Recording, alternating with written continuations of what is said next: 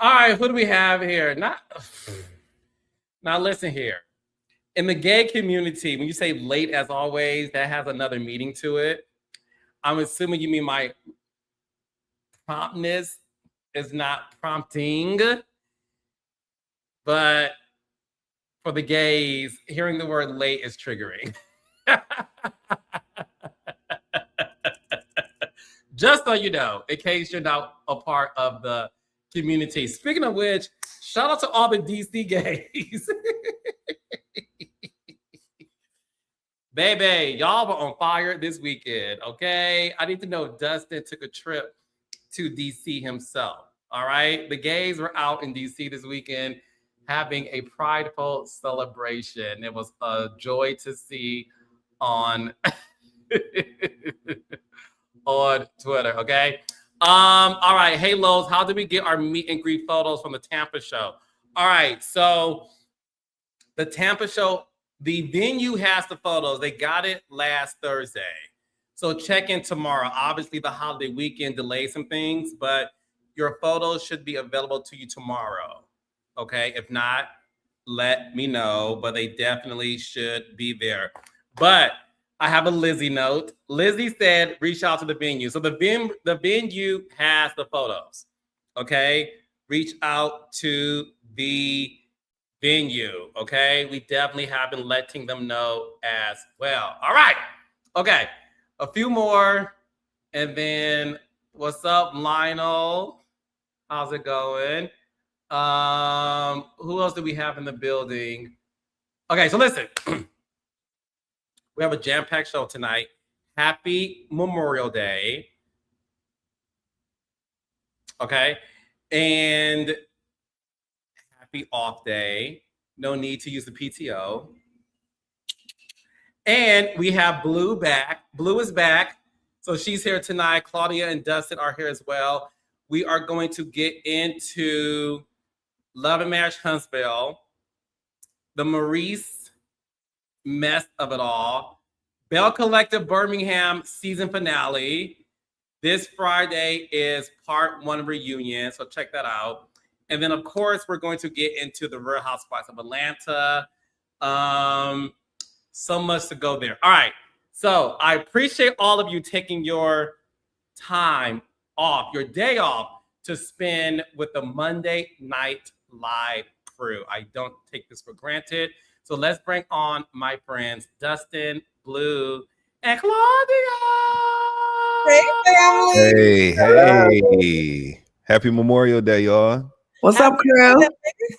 Hello. Oh, Claudia, I love the pink. We look like AKAs. Right, pink and green.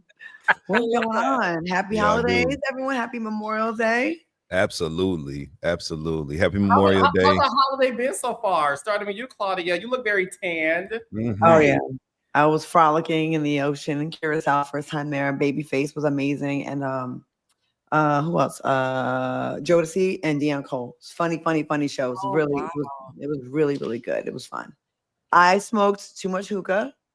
I think I went 2 hours straight, and I didn't know the damage it can do on your throat. So I had no voice next day. I thought I was like having fun. Man, it was so smooth. Yeah. Just blowing, huh? It was blowing.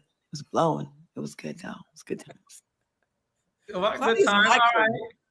So Blue, how you been? We haven't seen. Listen, Blue, you missed a week, honey. You missed a lot. All right. Yeah. Man, we missed you. How have you been, Blue? I had so much FOMO last week. I was so sad. I was on the couch sick. I wasn't having fun last week when I missed it. I was just sick. This weekend, though, I had a great time for Memorial Day weekend. My friend Naka, who is a wonderful director, she directed the Meg Thee Stallion documentary. Oh, I love her. I know, right? Emmy she Award winner. Swag, honey. Okay. Yes. So she was honored at the Truth Awards. Oh, okay. Got you. Really pretty. Yes, yes. Mm-hmm. And my friend Sarita Singleton, she's the one who wrote One of Them Days with Keke Palmer and SZA. We are never all in the same place at the same time. So we had the most orgasmic Thai feast this weekend. It was sexually good. I was moaning at the table. And then the top chef who was running it was like this really fine, like Taiwanese lesbian. It was like Pride. It was like Pride in Thailand. It was very cute. And we're gonna go on vacation. We're thinking about doing Martha's Vineyard. So if any of you have been to Martha's Vineyard, let me know. Claudia, you're a New England girl, so you know about Martha's Vineyard. Yeah, my brother got a house out there, and I want to go this August. It's like when they have the Black Film We're Festival. looking at August, and there's no hotels. So Claudia, you just let me know. Oh no, my brother has made it very clear you will not be using my house as an Airbnb. I said, can I come stay up there and bring one of my friends? He's like, you can stay. I'm like, I can't bring one friend, like even a bestie. He's like, nope. I was like, and he said it with his whole chest, and I was like, but what? He's like, it's not big. We only have all the people up in here. And I was like, damn, I just thought I thought I had a free spot, but they stayed the whole summer. He's like, you ain't bringing them you guys to my house. You know what I mean? Mm-hmm. So I want to go to the vineyard. If we ever decide to do a thing in the vineyard, let me know. Because New England loves us, Carlos. If I don't do this vineyard, I'm gonna do the Amalfi Coast. So we haven't decided yet. But I love friends who, when you plan a vacation, they all pull out the Delta app. That's how you know they're for real. Mm-hmm. Ready to roll. Maybe there'll be some Airbnbs to rent. I don't know. But it won't be my brother's. I spent all last night looking. I couldn't find none. They're also because the Black Film Festival is in August. Yeah. August that's why it's so crazy because of that, for sure. Yeah. Obama had popping out there too. All the blacks are like Black Hollywood is out there. It's like upscale, nice. Yeah, it's nice. Let's go. We gotta make a trip out there. You can broadcast. You can put on the Kingdom Rain credit card, the black card, and you can get a house. I love how you use my funds, Claudia. Yes. There was a house for rent for a measly $12,000 for the weekend. If you. That's one of Carlos's outfits. You know what I mean? Anyway, so Blue, you had a great weekend. We love to hear that. Dustin, were you prideful in DC this weekend? Unfortunately, I was not. I was supposed to be at the BET Black and Iconic soiree on Saturday. So shout out to all the honorees. I know T.S. Madison was honored amongst a lot of other great people. But I had work here in New York City. So unfortunately, I could not. I had to stay local. But shout out to the Fun with Friends FWF party. They have a huge party every year on Memorial Day and on Labor Day. And this weekend, they had the carnival at the same place where they do Culture Con. It was in that same space. So huge party, great party. Fuck with them. Go on their Instagram. It's FWF events or something like that. But party was great. I had a great time. Nice. Got some work done. Yeah. Did you meet anybody new? I did. Yeah. Yeah. I had a good weekend. Have you seen them again? You said what? Have you seen them again? Uh-huh. Oh. Shout out to Memorial Day weekend. Are they there right now? No. Okay. They left this morning. They're not here right now. No. Okay. Wow, Carlos, they're really nosy. Well, listen.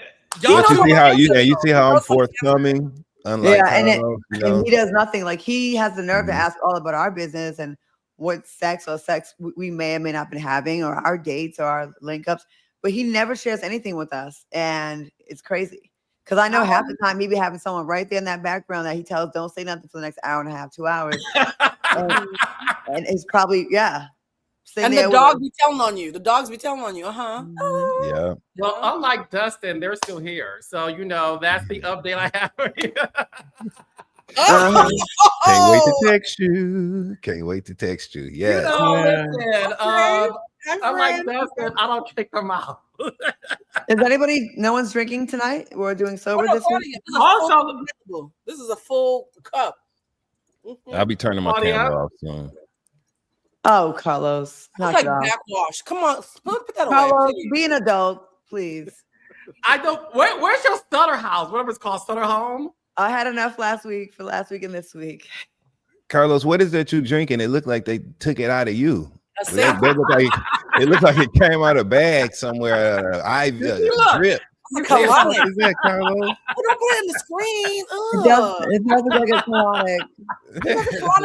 It looked like that came out of you. You putting it somebody. in. The hell is going on over there, Carlos? Maybe it came out of they. No, Claudia, I go in, I come out. So the thing is, this is they. all a health nut. Did nobody else catch that? Okay. What is happening? A health nut. I missed y'all. Y'all are nuts. I really missed the show. This is okay. So so listen for all of my vegans out there. So if you're a vegan, you know that you have low iron, right? Yes. So this is my iron pills because the thing is this. I think I told you guys this before. I have a small esophagus. Lies you tell. The streets say otherwise. No, it's Now not. you got a tight mouth, but okay, go ahead. I actually do. So listen, I'll do a demonstration. Y'all see this? Yeah. Okay. And then you see my Adam's apple, right? That's a lot of constriction. Yeah. So listen, when I swallow, look at this. Pay close attention. Somebody said Adam's apples are getting smaller. Like we don't really see them anymore like we used to. Is that you need hormone therapy? What's the cause? No, that's what it is. So I have to drink it. Well, good for you. I love they can't make it look more appealing. They can't make it red or grape. What the fuck? Ice cubes, put some ice cubes, put some chlorophyll in it, make it green and pretty. Yeah. It's not about it being pretty. It's about the fact if it actually works. That's all that matters. No, you're on camera. It gotta be pretty, Libra. I can't even tell you. Well, you know, everything else around me is pretty, including. I love ninja science. I love it. Well, because of this means I have a small esophagus, and you see my Adam's apple has been. I love when Black folks try to give us science based on no science at all, just like on an old wives' tale. It's my favorite. He said, "Look, my throat is tight. You see how tight it is? It's a condition I have." That looked like that shit AOC was shaking up in the Senate the other day. Oh yeah, in the House. AOC was shaking that shit. Atlanta. Is that what the fucking I was like, you get them, girl. That's that right. water is gross. But yes. Her black skin has been loud. Wow. Anyways. So raindrops, we have a jam-packed show. So let's get into the season finale of Belle Collective Birmingham. Thank you all for making this show a great success, a big hit. The first scene I would like to get into is the scene where Funmi was meeting with her husband, and he had to break the bad news to her about the house that she wanted. They weren't able to get. It was so bad that she ended up leaving the office in which he works, and yeah, she wasn't too happy about that. So, Blue, since you're back with us this week, I want to start with you. What were your thoughts on Funmi having that conversation with her husband? And do you agree with some people in the comments that Funmi is spoiled and she needs to dial it back some? Or is she, a kept trophy wife and that's a good thing in these streets? Funmi's Nigerian. That's my answer. As someone who gets mistaken as Nigerian quite often, when she talks about legacy, I think for her, it really is a legacy thing. She's like, we start off with nothing, and now we have the ability to have 20 acres and an estate and a place where future generations can come live. I think she's forward thinking, whilst her husband is thinking about the current bank balance. So I think they're at odds because they're in different time frames. I also think probably one of the most compelling parts about that scene wasn't her throwing the tantrum about why are you being so cheap. It was them talking about how people are racist when you are trying to buy a home in that area. Because one of the things I talk to my friends a lot about is when you are in luxury spaces, the racism gets louder in a different kind of way. I know we used to make fun of Kanye for saying, oh, no, it wasn't until I made all this money that I realized that money can only get you but so far.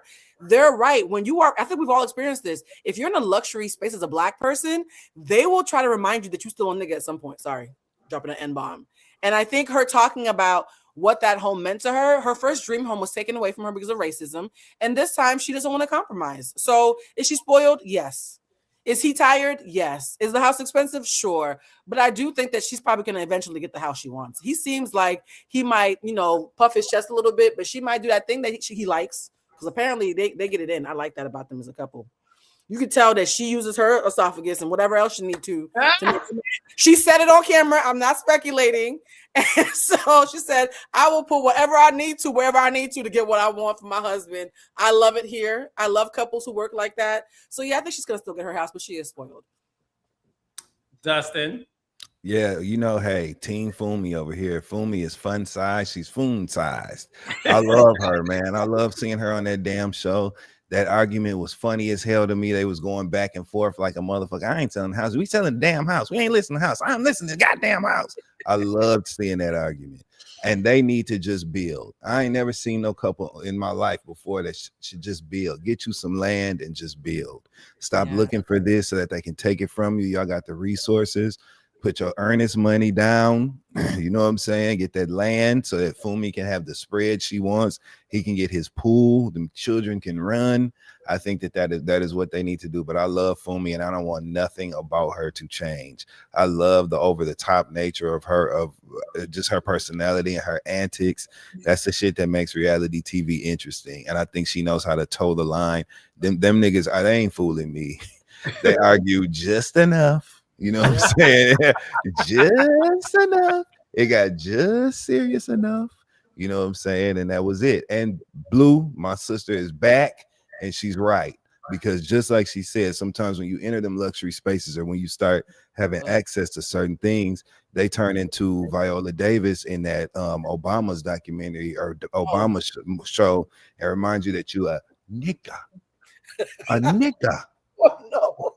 Nigga. That's Why what they you remind you of. I got to get my that. Because she did. No, Fumi, that scene. I know. Fumi actually, when she went to get that house, that's what they told her. Yeah, we ain't want your money, nigga.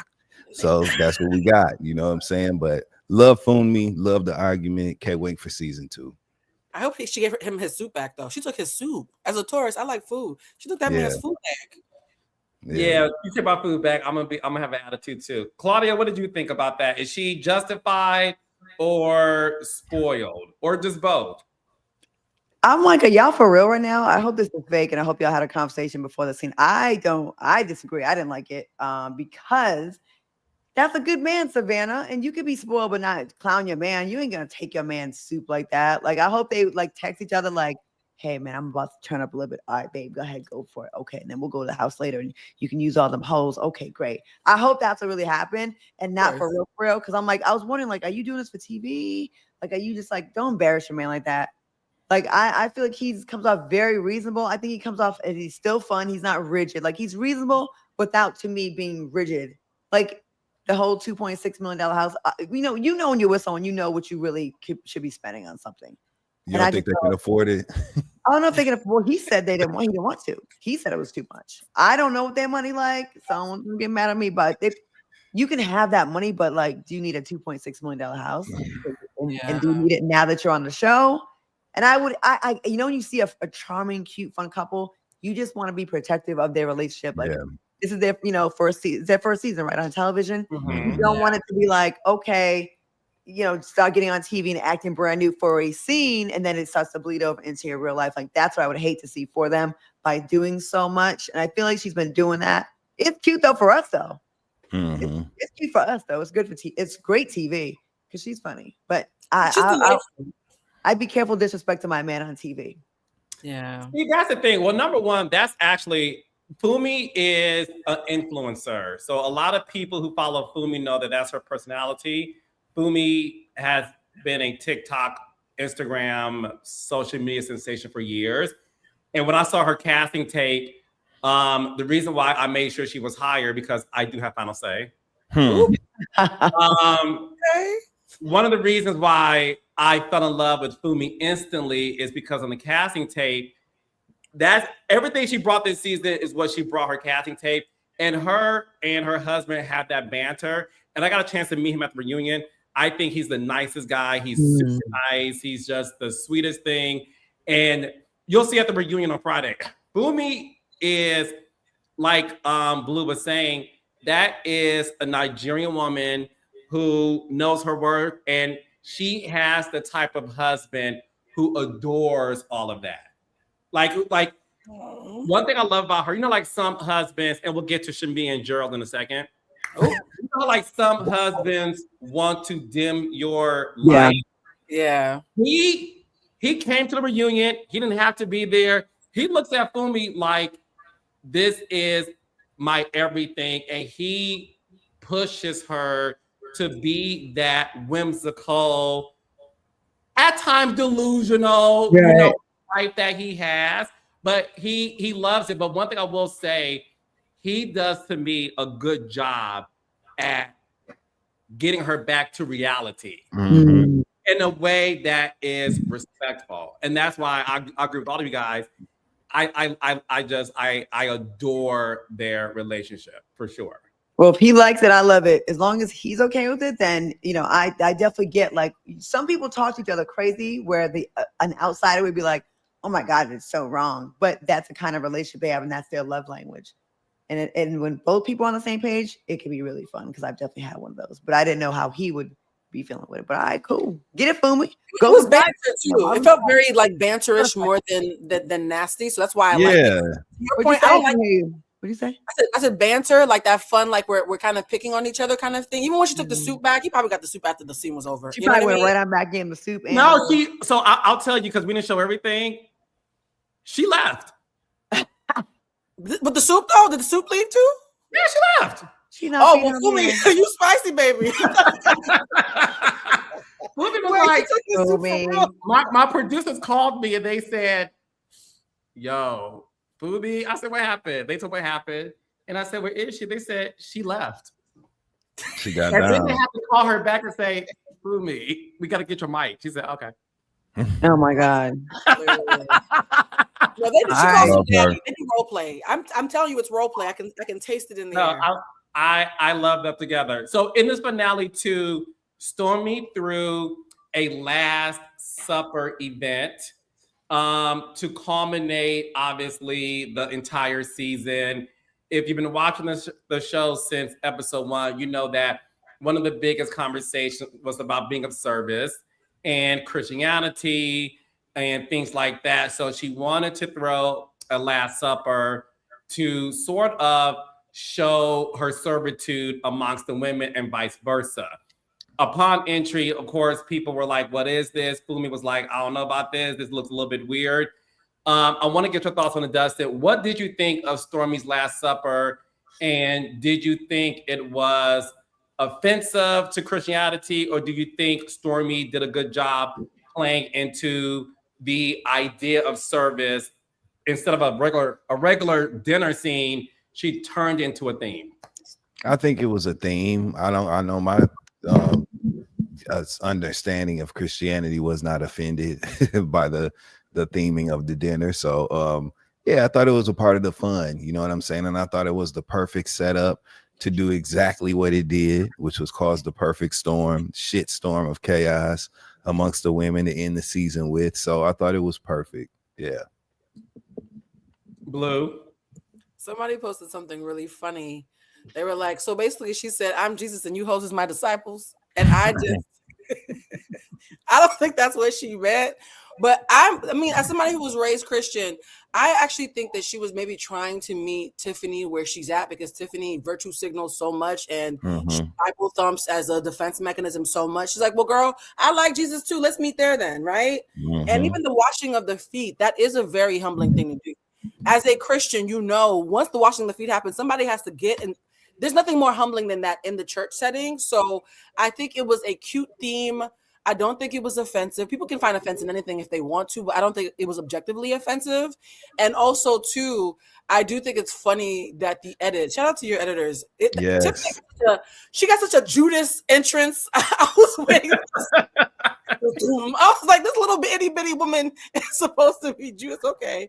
It was lush. It was lush. And I will say this, though, and we'll talk about this at some point. It's clear that Stormi is the star of the show and the orbit of the show. And it's clear that Tiffany is usually that at the church potluck. And she can't reconcile that this is not Bible study. Why you say that? Because I watched the entire season again at once. I was like, you know what? I want to watch it as one entity rather than every week with assumptions and hope. Watching it all at once made Tiffany's trolling have a different taste for me. Number one, Fumi, you are a prophet. She immediately clocked. Tiffany's used to being the mean girl, popular girl with a little bit of snap. I don't want to play along. I'm gonna just play nice for her. And she diffused it. So Fumi was the first person to clock Tiffany. I will give her credit for that. Tiffany likes to mock people. I'm calling you, boo. Who's getting a call? It ain't me. It ain't Blue. Claudia asking too. Who's on the line, Lo? I already told you. I'm good where I'm at right now. That was my brother calling. Oh, you're calling your brother now? I got a couple of bros too. Your brother in Christ? I have 6 brothers biologically. We're brothers. Okay. And 3 sisters. Thank you. Continue, Blue. No, but I feel like Tiffany's used to being popular, which is why, even though you didn't cast them, she had her own little girl clique with her at all times, uninvited, just chilling there for no reason. And so it felt like she didn't like that Stormi was the star of the show. Watching it all at once, I am now starting to understand that even though Stormi got on my nerves a couple of times, Tiffany and her are having a power struggle that's more obvious when you watch it all at once. Sounds like another show we're going to talk about later. Ooh, all right. Come on, segue. Claudia Jordan, your thoughts? I mean, from the beginning, I think the mop thing and all that little shade was just jousting or jockeying for position between the two, and that's what that was, Stormi and Tiffany. And Tiffany was like, "I'm not just gonna just fall in the line. I'm gonna fight for this," which it was annoying at times, but it also made for some good TV. It really did. Like, it was definitely like, y'all definitely knew what y'all were doing with that casting. As far as the party being offensive, I'm a heathen, so that's not gonna be offensive. Y'all could have whipped out a Ouija board and I wouldn't have been offended. I'm like, ooh, let's see who can conjure up here. Let's talk to those spirits. So no, but it was dramatic, but it was good. It was fun. And how Tiffany walked up, she does have that mean church lady face. She can't help it. This resting bitch face at these levels, this is resting bitch face. She's way up here. Like, her resting bitch face is like, it's super hard for her to look like kind and inviting. She always has like that. Claudia, I have a question about that. Woman to woman. Woman to woman. Hello, Barbara. This is Shirley. If you tell someone, hey, I'm claustrophobic, that's why I moved, and you explain to the table, and the person starts to cackle like, oh, yeah, that's what happened. Oh, yeah, you claustrophobic. As a woman, you know those little nice, nasty cackles that we do to poke at each other? What? The way I wanted to backhand that girl at that table, I'm not a violent person. I'm Buddhist. But, like, I was like, ooh, you are trying it. I hear you, but I do think that they both had fault in that moment. Here's why. Because Stormi didn't really articulate that clearly at the point. She just got up and made a look first. So I get when Tiffany like reacted in real time to like, oh. No, Claudia, they replayed it. They replayed that she went over. They actually did a slow-mo. Shout out to your editors, Carlos. She replayed it, and when she saw the reaction, she then explained as a response to the reaction, I'm claustrophobic, and that's when Tiffany started mockingly laughing. Right, but I would think, yeah, that's bullshit. You're saying that after you saw my reaction is what I'm saying. I think in real time, and again, they both like. But then she kept laughing. She kept laughing. Yeah, I don't think that when you see it happening, it's like, you ever see, when you're falling in slow motion, it's already happening. You can't stop it. It's already emotion. It ain't nothing. It's too late. It was great for us though. It was great. Also, I think we need to get clarity on whether or not Stormi saw the name card first and then moved, or whether she saw that she was sitting there. You know what I'm saying? Like, did she realize that she was sitting in that seat first and didn't want to be feeling claustrophobic and closed in? Or did she realize she was sitting next to Tiffany first and then say, oh, I'm claustrophobic, I gotta move? Because I think that will, yeah. I be saying I'm claustrophobic all the time. When people are in my face too close, I be like, oh, I'm close. I'm having an anxiety attack a little bit, but really, you're too close. I don't like you. But the young lady who works with her kept on saying, I feel so bad because we all know she's claustrophobic. That's why I was Amber. Yeah, she kept on saying, oh my God, we all know to do this. That was our L. She took the L like, we all should have known better. This always freaks her out. That's why I didn't believe it because Stormi said it. I believe it because Amber was like, oh, that's a big L. We all know not to do that. And then my friends always have my back and back up my whatever bullshit I say when I say stuff too. Amber don't be having backs though. Amber just be looking like a Pikachu all shocked. So she don't be having backs, child. She looks like she ain't gonna have it on that reunion either. Because when Carlos asked Amber if Stormi was being, what did you ask her on the reunion trailer? Was Stormi being genuine or sincere with the question? Yeah. And Amber was like, no. And then Stormi, you could tell Stormi was a little rattled by that. So she about to lose her job. You about to lose your for job. real. Oh my God, that's your boss. But they both be doing like there's little microaggression that they both do. That's like that nice nasty stuff. But that's why we love the shows like this, Housewives, for the nice nasty, not the overt fighting. We like the subtle things where we can debate later, like, wait, was that shade or was that not? Was it on purpose or was it not? Well, I wouldn't have, I think it was perfect for the show. We didn't want it to be any of us, but we can watch them. You know what I mean? Tiffany and Amber being friends makes sense to me, and I'm starting to fear that if Amber didn't work for Stormi, she would have been Team Tiffany. Really? There's the thing. Amber has a way of assuming fault, and then when she finds out that there was no fault, not wanting to let go and admit that she might have been wrong and overreacted. And Tiffany does the same thing. And there's a similarity to them and how they're always ready to pounce. And then when you tell them you can stand down, it takes them a little bit while to stand down. That is very in alignment. Whereas Stormi is used to being attacked and is always defensive. It's a completely different stance. So I think Amber and Tiffany have a similar stance of they're ready to assume that somebody got them fucked up.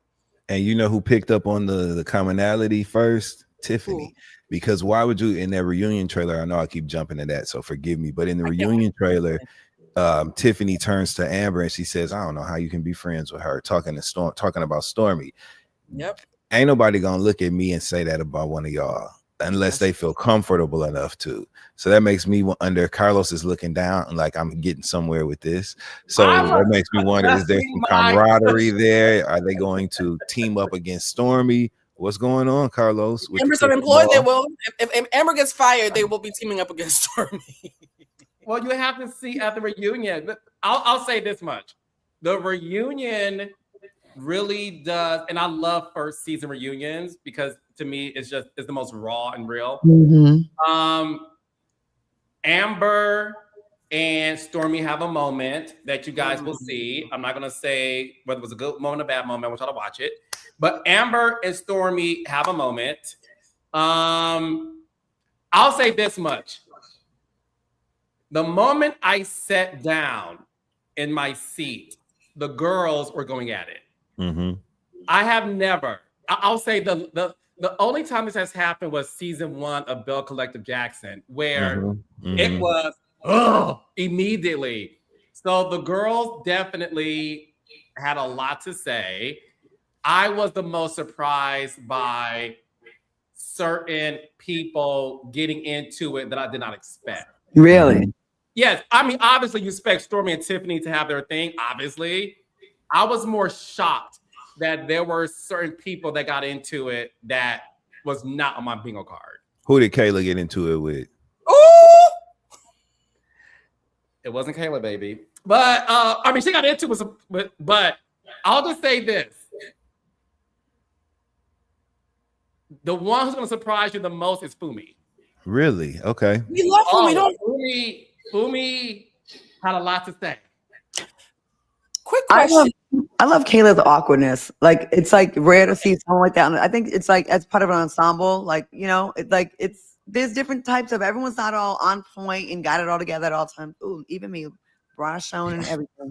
They like that, Claudia. They like that. Go like this. This ain't reality after dark, Claudia Jordan. That's next Thursday. Oh, I'll have stuff to tell you on that one. Anyways. Not the head. No, I have a question, guys. I have a quick question. And this is not me being shady.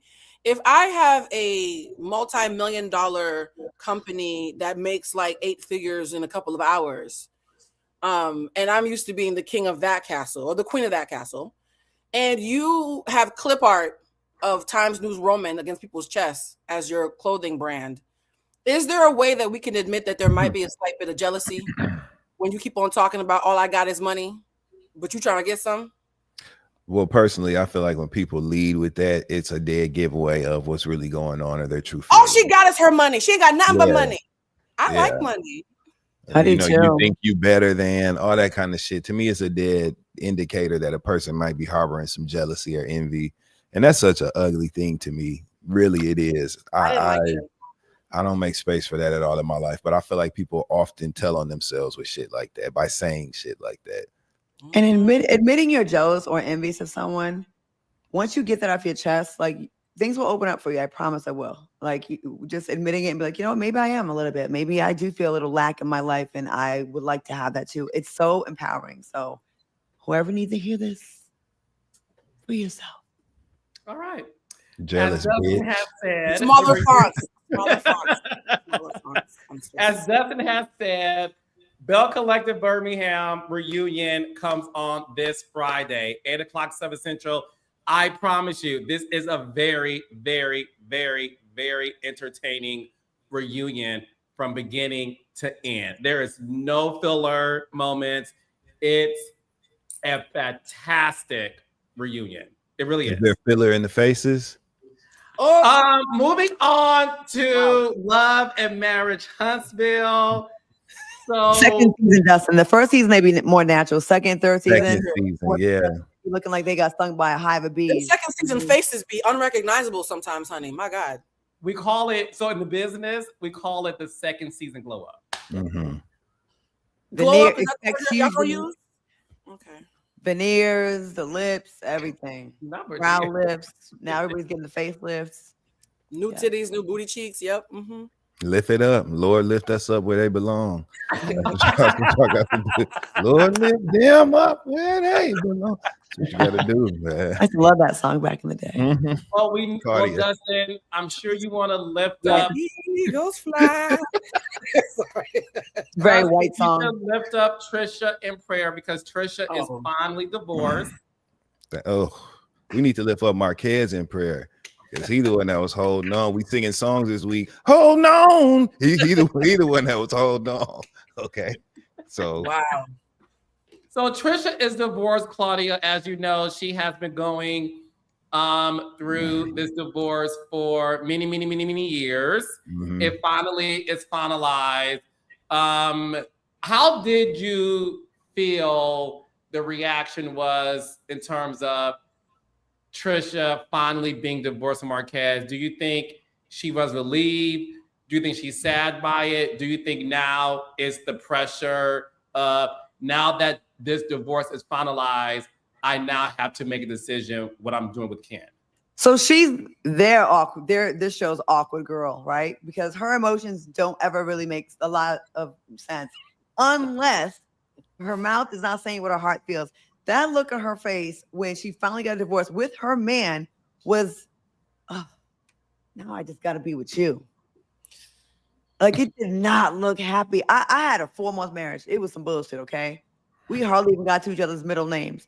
When I tell you it took a year to get out of it, when I was so happy, I was like, hell yeah, what we doing? Let's go. She's out here with her new dude, muscles out, and she looking all sad. Like, that's why I think they don't have a good sex life. Yeah. I don't. I feel like it gives like, you're good on, you know when a guy, someone's good on paper, but you don't feel it, but they're good on paper. So you know you should be happy over here. You should be with this person. But it looks like she was sad, or that's not how I would be. You with your man on a retreat and you just got the green light to go forward. That is not the face of a happy person. She did not look happy. I mean, duh. I think their sex is whack. Agreed. Not blaming on him or her. I think you can be good with someone else. I think their sex, not to scissor them, I think their sex is not. There's something missing. The spark is not there. That's not how you act around your dude when you just like finally got rid of your other guy. No shade, because she looks very strong. Right. Please don't find me in the alley. Not right now. I get. I'm She got a strong sore. back. She does have a strong back. Yes, I love it. Dustin, do you agree with Claudia? About what? Them fucking? about what part exactly?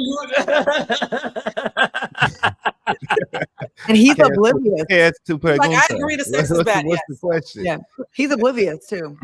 Well, You know honestly, what? I said when it's two muscular people, it hurts. I've heard that. I actually have. Trainers love me. I'm just Trainers playing. love to come after me because I'm soft. I'm just playing.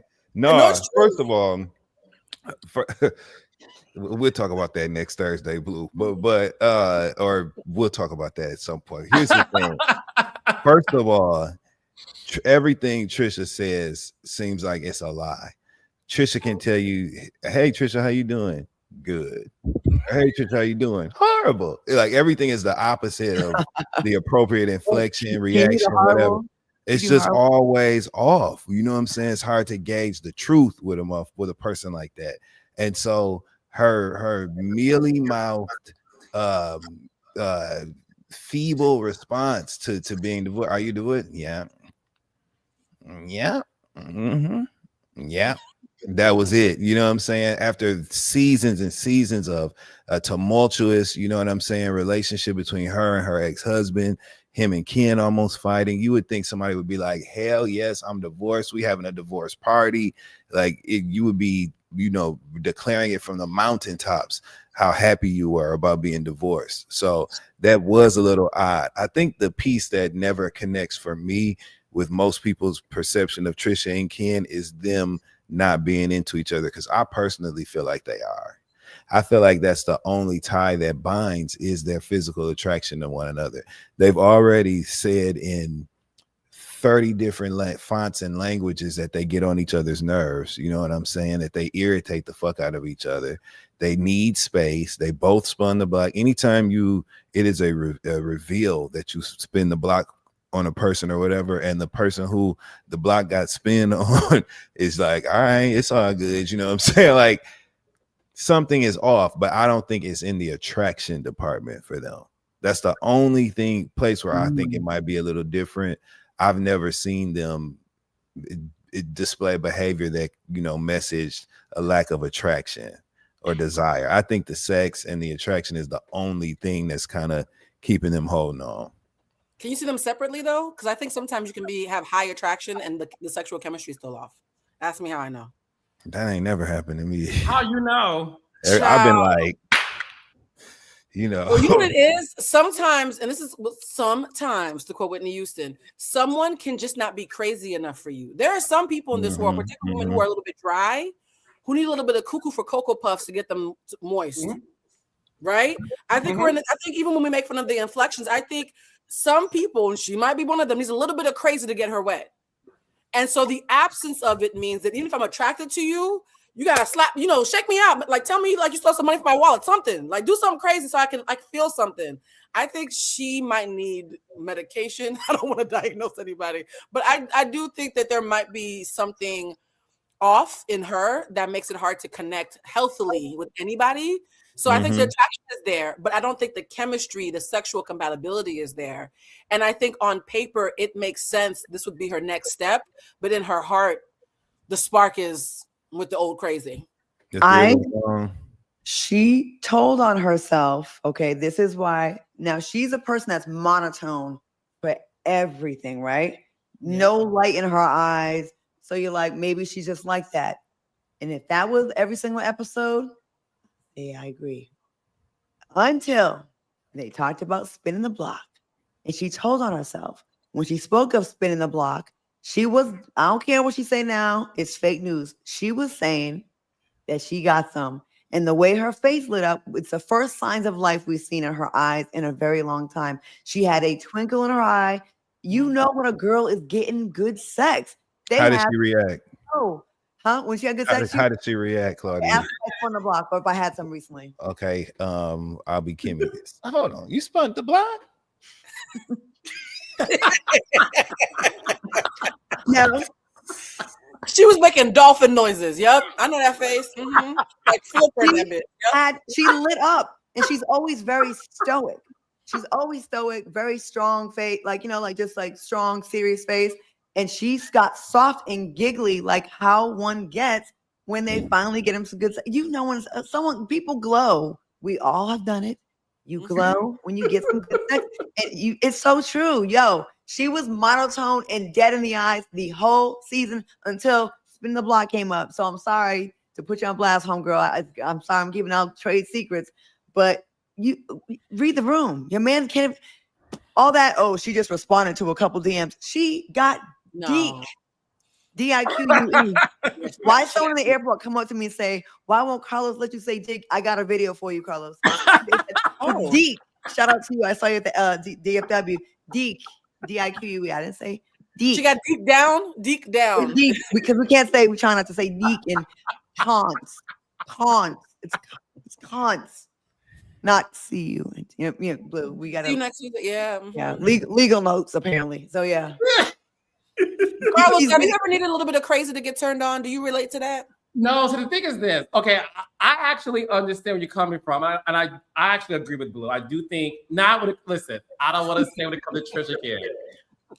Watch the reunion. But what I will say is, I do agree with Blue that there are some women and men who like a man that is a little bit more confrontational, dangerous, and that gives them a sexual attraction to them. I think there are people out there who are like that. I personally am not into that. I don't like hyper masculine men to begin with. I don't like toxic men. It's not my thing. I like somebody with some sugar in their tank, preferably. Yeah, we have crazy femmes. Femmes can be crazy too.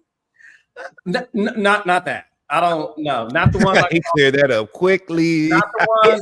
No. I don't want the gays. The film boys I like. They're not fighting at Bulldogs or Nellies. They're not winning.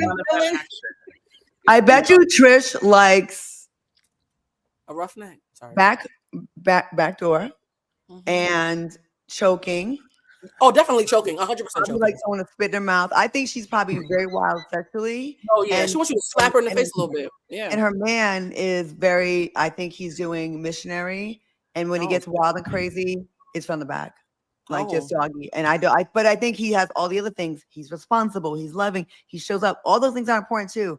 But I think she's bored. I think she's a low key freak, and I say this in a good way. I think she's like a very those stoic in public, but behind closed doors. She doing some shit. Wait, what you do?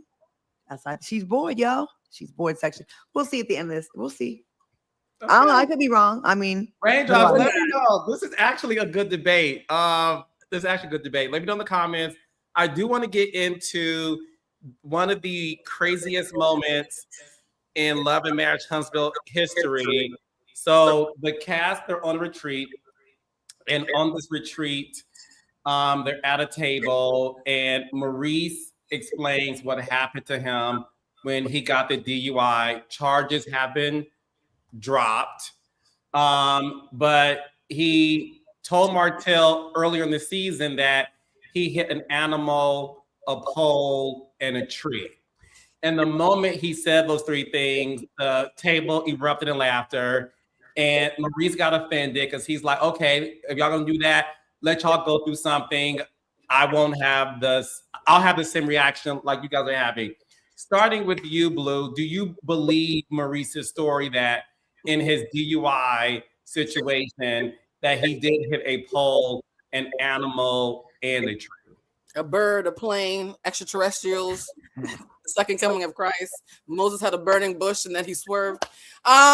Just there was a lot of Henny. I feel like that whole scene was sponsored by Hennessy. That whole scene. It all felt like Hennessy shenanigans. From the storytelling to the reaction. I said, y'all got brown liquor as a sponsor. That is my evolved take on it. It felt like brown liquor behavior. The entire thing. It was very ghetto. It was very funny, but it was a nice hood-tastic moment. I also think too, as someone who says things sometimes that are unintentionally funny, you have to let the people finish laughing and get out their system before you. Justin, you know what it's like, right? You say something, you didn't mean to be funny, they're all cackling. Let them have the moment and be like, okay, ha ha ha. But seriously though, he kept on trying to jump on which made it funnier because we don't believe you. We don't believe that ET came and took the steering wheel and fed you some Hennessy. Like, we don't believe you. So I think he was not a good sport. And the funny thing is, had it not been about him, he would have been laughing the hardest. That's my take. Claudia? It's sad. Like I always think, what if he is just telling the truth, but he's just so crappy as a communicator or how he presents it that no one believes him? How frustrating that must be. Like, I always wonder, like, what if OJ wasn't lying and he ended up going and died and we all I do think he did do it, but I'm just saying the way he says that. And I also think he cares about public, like the image so much. I think he put a little extra on it to get the sympathy. I hit a deer, turtle, all these things, trees, poles, all that kind of stuff. It is hard to take him seriously sometimes. I think he's very socially awkward and he might have a little bit of the. It's a little weird. He's a little awkward. He's socially awkward a little bit to me. Dustin? Okay. First of all, not clear your throat. First of all, when Maurice was listing the turn of events or turn of the wheel in this case in the car, and when he said he hit item A, item B, item C, all I could think of in my head, I had to pause the damn show because I couldn't stop laughing. I kept thinking about Jackie Christie's ass on Basketball Wives and that white sheet, that gif of her when she's doing her finger like yeah. That's all I saw when Maurice was talking. And so I was busting out. I was cracking up laughing already. Second of all, once something is funny, it's just funny. And when things are funny like that in an awkward moment where it's quiet, everyone knows that this is a serious subject, but just simply the cadence and the iteration of what you said was humorous, right? Sometimes melodies are and rhythms are funny, and him naming those three things in succession was just funny. It wasn't about laughing at him or what happened to him or a consequence of his behavior, but that shit was funny. I'll give you another example from the same damn scene. When Martell was sitting there dressed like a speed skater and them tight ass clothes like he always is. But when when Martell was sitting there and he said he was going back and forth with Maurice, and right before Maurice said it, and Martell was like, "How? What you do?" When he said that like that, that was funny. The way that he raised his voice, his quick movements with his arms, that shit was funny. So Maurice, it was funny. Kimmy had me about to pee on myself too, because Maurice gonna say, "Can your wife Kimmy laughing?" And Kimmy with her tongue literally in her cheek to stop herself from laughing. Don't even do that. I'm not. No, don't even do that. I'm not laughing. Holding her laughing because it was simply funny. Letitia Scott was laughing. Destiny could not stop laughing. Destiny started all this shit in the first place because she was one who kept prodding Kimmy to end up saying what she said, because Kimmy literally lit a match between Martell and Maurice at that table. Great for television.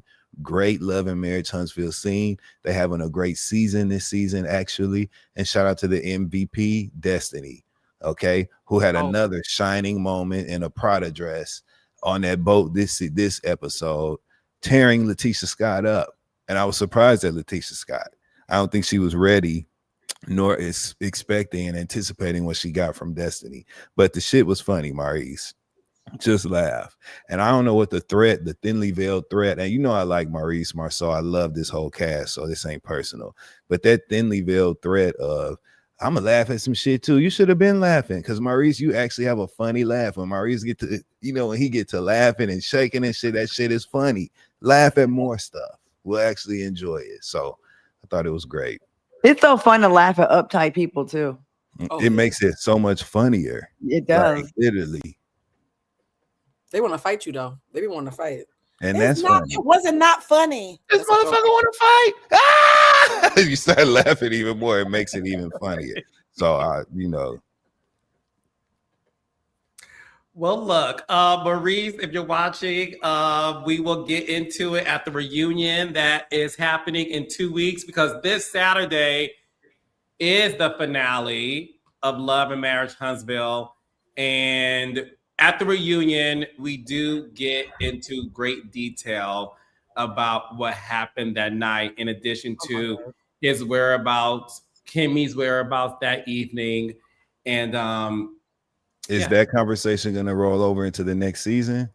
Yeah. Were there revelations of where Kimmy No. Everything was in it. Yeah. Okay. So the reunion, I asked them a series of questions. They answered all of them. And we get down to the nitty-gritty of what occurred that morning. Did he really hit an animal? I don't want to spoil it for you, Claudia, because I want you to watch it, and the raindrops too. But one more question though about that reunion specifically, Carlos. Yes. I know you had mentioned that there was another conversation between Destiny and Letitia Scott that takes place. Yes. Is that conversation going to grow over into the next season that they're currently filming, right? Is there spillage from the reunion or a revelation that we didn't know before that is now going to be explored in this upcoming season? Yes. Okay. But what I will say about this season that we're filming, it's like no other season before, and I'll leave it at that. Oh, okay. I'm seeing Everything that's happening you have never seen. All right. So, Love and Marriage Huntsville season finale is this Saturday, and we are having a reunion for that show as well. Don't forget, Belle Collective Birmingham reunion is this Friday, 8 o'clock, 7 Central on OWN.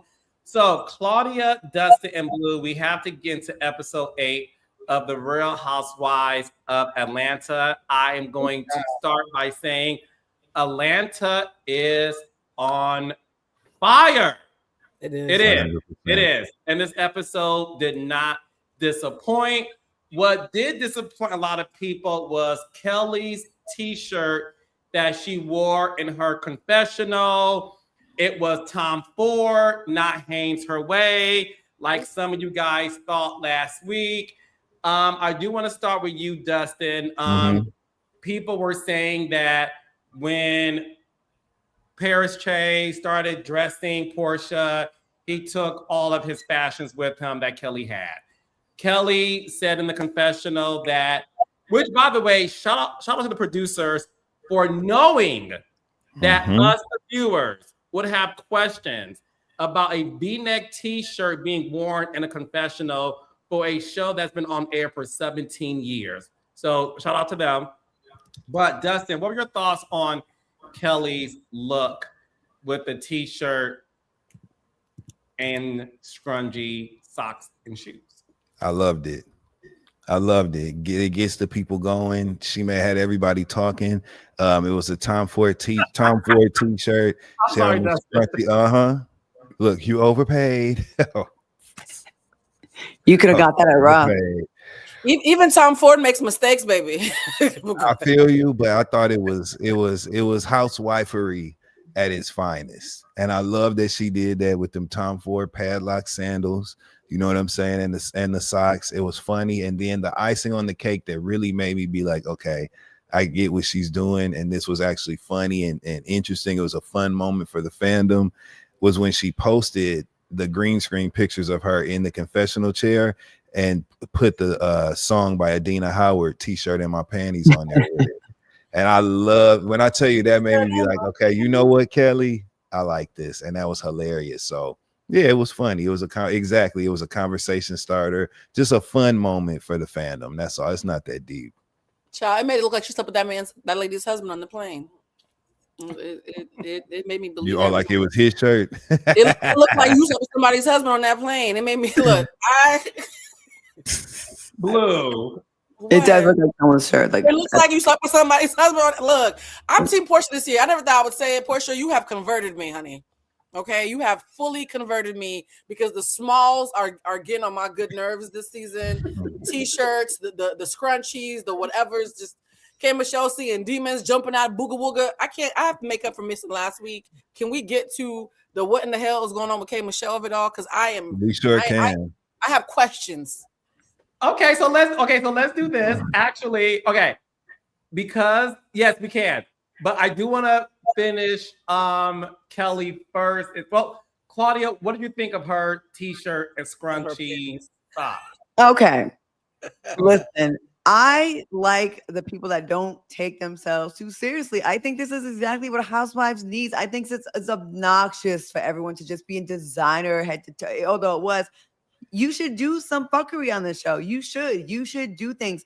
I honestly, a lot of people don't like Kelly. I like the antics for the show. Maybe I didn't know I feel like she's getting a little bit hated on too much, but she's doing what needs to be done to make sure there's not a dead of a season. I think you need this. Yeah, there's two camps. It's clearly two camps, and it may get on your nerves. This one's right this week. That one's right this week. I don't know, but I like the fuckery that's going on right now. I think it makes for a good season all around. That's what I think. And yeah, you're right. Like, she's not actually Darby. The shirt did look like, yes, the shirt did look like when you sleep at someone's hotel room and you had like a sexy, like a hoochie dress on, and you don't want to do the walk of shame and that. And you're like, let me get your shirt real quick. And he's like, okay, bro, I'm gonna bring it back. And you just put the shirt on, and you just was like, and she got the smile on her face, like, I just got some good deek. Like Trisha, do it again, Claudia. Good deek.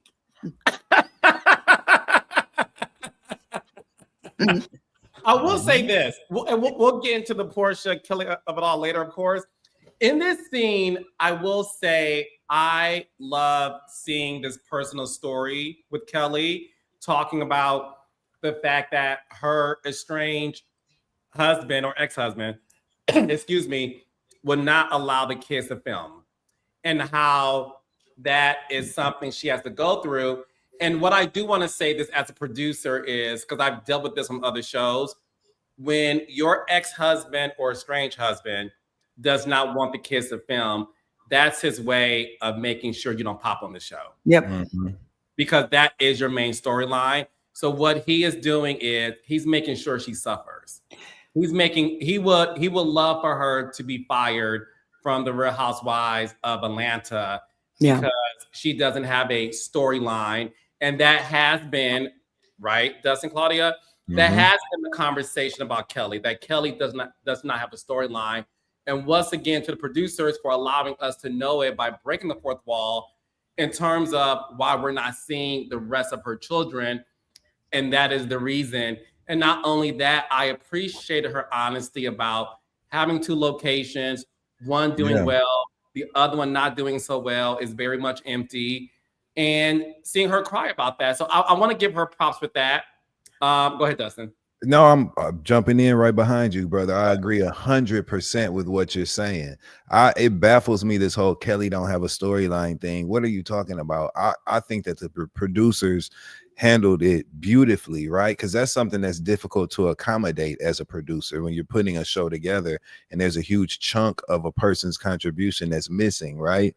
I think that them leaning directly into that, showing Kelli crying about it, letting her talk about it and break the fourth wall, quote unquote, that is her storyline. Her handling all that, it's affecting her behavior. As you can see when she walked into Phaedra's backyard, and she was saying like, I shouldn't even be here. Like that was some real shit, and it contributed to her short fuse, if you want to call it that, at that table with Porsha. And it was real. And shout out to the producers for showing it. Shout out to Kelli for being willing to show it. Like that was good TV. So to me, like everybody on this cast is not my favorite, you know what I'm saying? But I don't necessarily think that they need to go. That's the difference. And Kelli is actually adding something to the show. So I don't, like Claudia said, so I don't understand why people are saying she don't have a storyline. I think people get really lazy with the show, the cast, and also with sometimes our commentary. With anytime you have an issue with one of the bigger names on the show or the more seasoned people, that necessarily means it's a mission you went on, you thought about it, pre-planned, to hate on someone to get a storyline. Or if you have an argument with Porsha, that means you're hating on her. You got to look at Kelli's life. She's going through a divorce with it seems like a toxic person, in my opinion. Not her words, not mine. It's mine. She's on a show with immense pressure to have to produce. One of the first scenes she does coming back for the season, she's sitting across from someone she doesn't think she has real beef with, but they kind of and right out the gate, Porsha accuses her of sleeping with a married man, which you're still wrapping things up in a divorce. Imagine like that adding to your stress. You know your ex-husband's gonna see this. And you're like, yo, even if it was true, yo, girl code, chill. I get all that. Like, I get like all the complicated things that are going on in one's head and why that would make you have a short fuse. And I like that she's showing us breaking down, crying, and I shouldn't be here. Because in real life, going through all those things, you don't show up to a lunch and be on point, say everything perfectly, get things off your chest in an eloquent way. You may go off, you may make a misstep, and that should be okay. And people got to remember these people are humans and not these perfectly scripted people.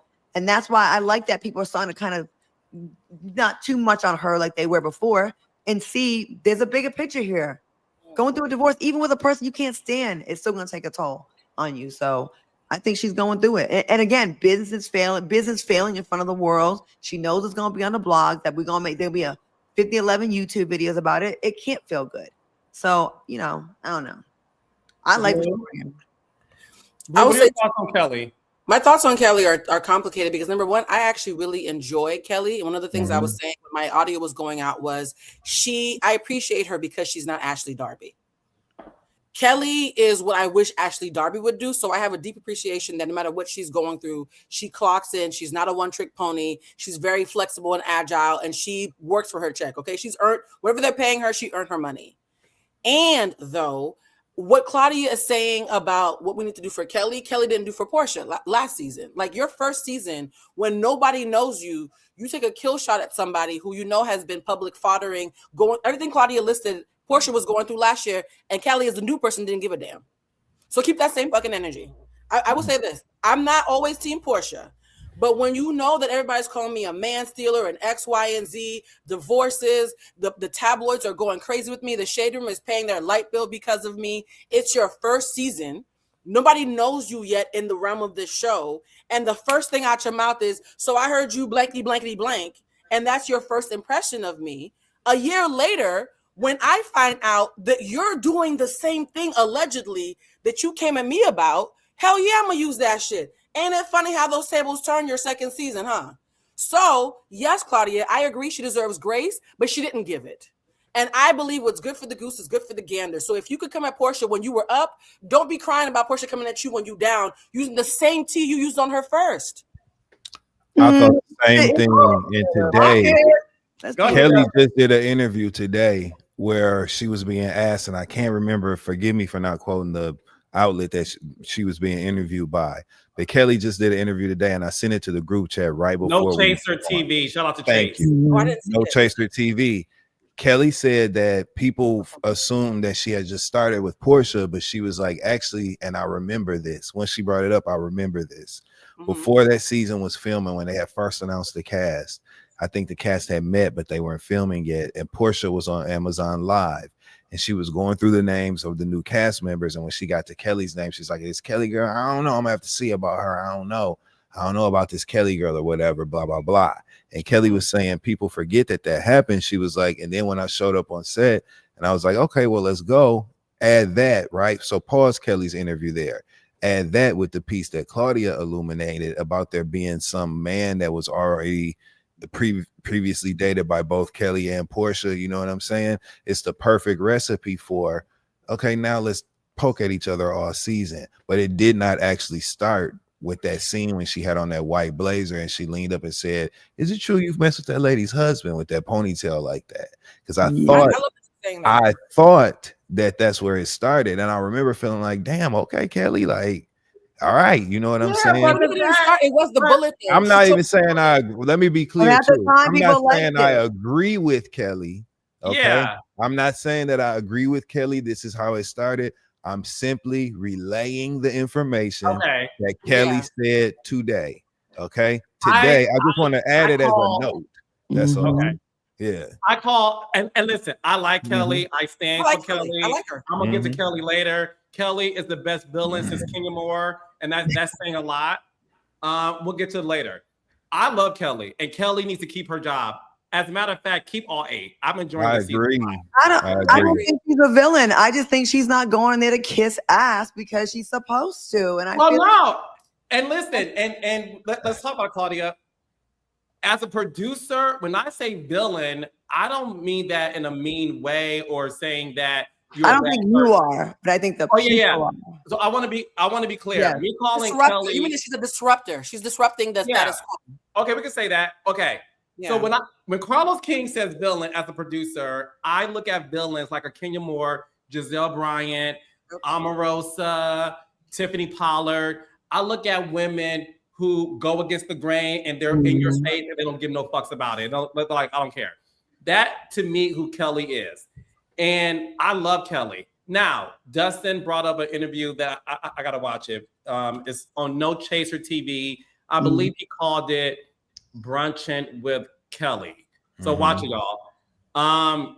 If that's Kelli's truth, hey, I call bullshit on it, and I love you, Kelli, only because I did watch Amazon Live what Porsha did. It wasn't, I didn't take it as shade. I took it as like, I don't know this girl, but I can't, but we'll see what happens. So when Blue brought up what Kelli did, I forgot about it. But that does make sense because Kelli did come at Porsha strong in their first meeting on camera, right? And it did appear that Kelli wanted to start something. That's how I took it. But are we forgetting when she said it at the time? No one had, it wasn't this energy. It was, we like this. Ooh, and even Porsha was tickled by it. It was annoyed at first, but then they ended up being, they got past that. Like, we're forgetting that. Like, it wasn't this, it didn't start a war with them. It was like a thing that happened. It's not about the war because you have. Wait, let me finish. We all gave her, like, at the time, we were like, oh, okay. She coming with it. Like, she's bringing something. And it's not like a hatred for either one of them, but it's like, you want that kind of stuff. We all wanted to know that same question. Porsha was gone for, like, we all wanted to know this. And we're forgetting this. Like, now it's like, oh, she came at this woman. It was the biggest question about Porsha that everyone wanted to know. But Kenya, but I agree with you. I actually agree with you. I'm going to give it to Blue. Yeah. I'll just say this. I agree with you, Claudia, that yes, it was the elephant in the room, right? Someone got to do it. But give that to Kenya or at that time, Cynthia. Only because they have history. Like, for example, if I first met you, Claudia. I get what you're saying. And we heard rumors about each other, right? Yep. I would feel the kind of way if you came to me, I'd be like, well, bitch, I've known Dustin for over 10 years. Right, I get it. But go ahead, Blue, go ahead. Here's my point. And I honestly, what Dustin said was fun, but it's actually irrelevant to my point of contention. And it's this.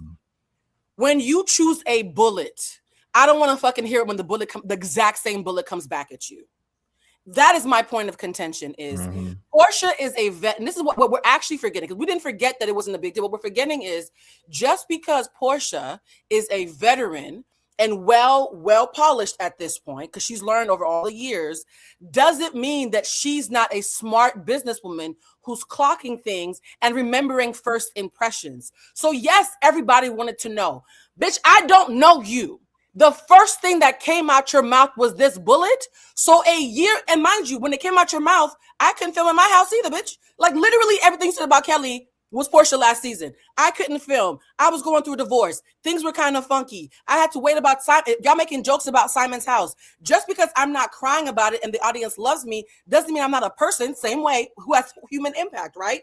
Porsha's still a person. And I think what we keep forgetting is just because Porsha doesn't crumble and she's a professional doesn't mean you're not still making those hits at another person. So when you make that bullet at me, when I'm going through everything that you're going through now, when I find out a year later that the very thing you said when you made your first impression is what you're allegedly doing, yeah, bitch, I'm going to bring that up. Ain't that funny how the tables turn? I'm sorry. That's not even about Porsha being good-natured about it. It's like, ain't that about a bitch? And she even said it. She even said it in that talk. If you watched the episode back, as I did, she's like, isn't it funny that you was talking about me and married men, but you was with married men? It wasn't just the tea. It was the very specific tea that you threw at me, the bullets going back. So that's I think the piece that we're missing here between the Kelli and Porsha of it all is Shamia. So all of these things that we could be discussed, that could be overlooked or could be explained or could be talked through, the thing that's keeping them at each other's necks is Shamia. Porsha and Shamia were best friends. Kelli and Shamia are legitimate best friends in real life right now today outside of the show. And no matter what anybody of those three says, that is the real issue at hand. Add that into the pile with the guy that Claudia talked about that they dated in common. Wait. I gotta be clear about that. I don't know that Kelli dated him. I know they were friends, and I want to clear that up. Okay. Well, the guy they knew. Yes. So she didn't say they dated. But just so I can add, I'm only adding this Dustin and Claudia because of the raindrops. But Porsha on her live with Cynthia Bailey did say Claudia's tea was actually right. I'm not a liar, you guys, but I'm just saying. So Porsha said out of her own mouth, I know you're, so I want to be clear. Claudia, you're not saying that I'm sorry. You did say that Porsha and Kelli dated the same guy, right? This is what I said. I said, if Kelli really wanted to turn it up, she could probably be bringing more tea because she's friends with the guy that he was. Okay. Back in season 7, there's this guy that she was messing around with, and he was married once upon a time. He also introduced her to a lot of the billionaires that she ended up, like the one that got her that car. Okay. He introduced her to that guy, the one that I exposed on season 7 when I showed the picture and he looked like a little snapping turtle. That's who bought her that car back in the day. And he was married as well. And then the other guy, billionaire, that the same guy introduced me to, was trying to get with me. He said, you know what? Everybody over here like just hires her to come over and they'll pay her an appearance fee. She's easy to get. Okay. That's what was said. Now, I'm sure the blog's going to say I'm such a hater tomorrow, but that's really what it was. Okay. I know that him and Kelly are friends. They were cool. I don't know that they had that. If Porsha admitted that, then that's fine. I don't know. But I knew they were cool. I said she could light it up because with more, getting more tea, and if she want to put it out there, and she hadn't. And now here we are. Good, It seemed like you were saying they had both dated the same guy that day, and I think that's what people kind of took and ran with. Yeah, yeah. But Porsha, I just want to say on the record, Porsha, I can see that. That they dated the same guy, and that what she thought you said, them dating the same guy, that was accurate. So my point is, you add that into the pile with whatever happened on Amazon Live, right? With whatever happened in between, because all of that shit happened before Kelly and Shamia became close. So you have all that shit, right? And then as a cherry on top, Kelly and Shamia have an actual real friendship that's not an alliance for the show. They actually hang out and got close like that. That's the real issue between Porsha and Kelly. It's the friendship of Shamia, because Kelly and Shamia's friendship came at a time when Porsha and Shamia's friendship was breaking down. You know what I'm saying? And so that to me is the issue. The rest of this shit they can get through. The issue is the real friendship of Shamia. That's the issue. And just to add more context in terms of what happened in that scene, we did learn in that scene where Kelly's talking to, was it her mom and grandmother? Yep. Mm-hmm. Yeah. Okay. She mentioned she's dating some guy whose name she's giving Jarvis, right? Mm-hmm. I could be alone. Is it black? You got me scared. But I was black. Everybody's black.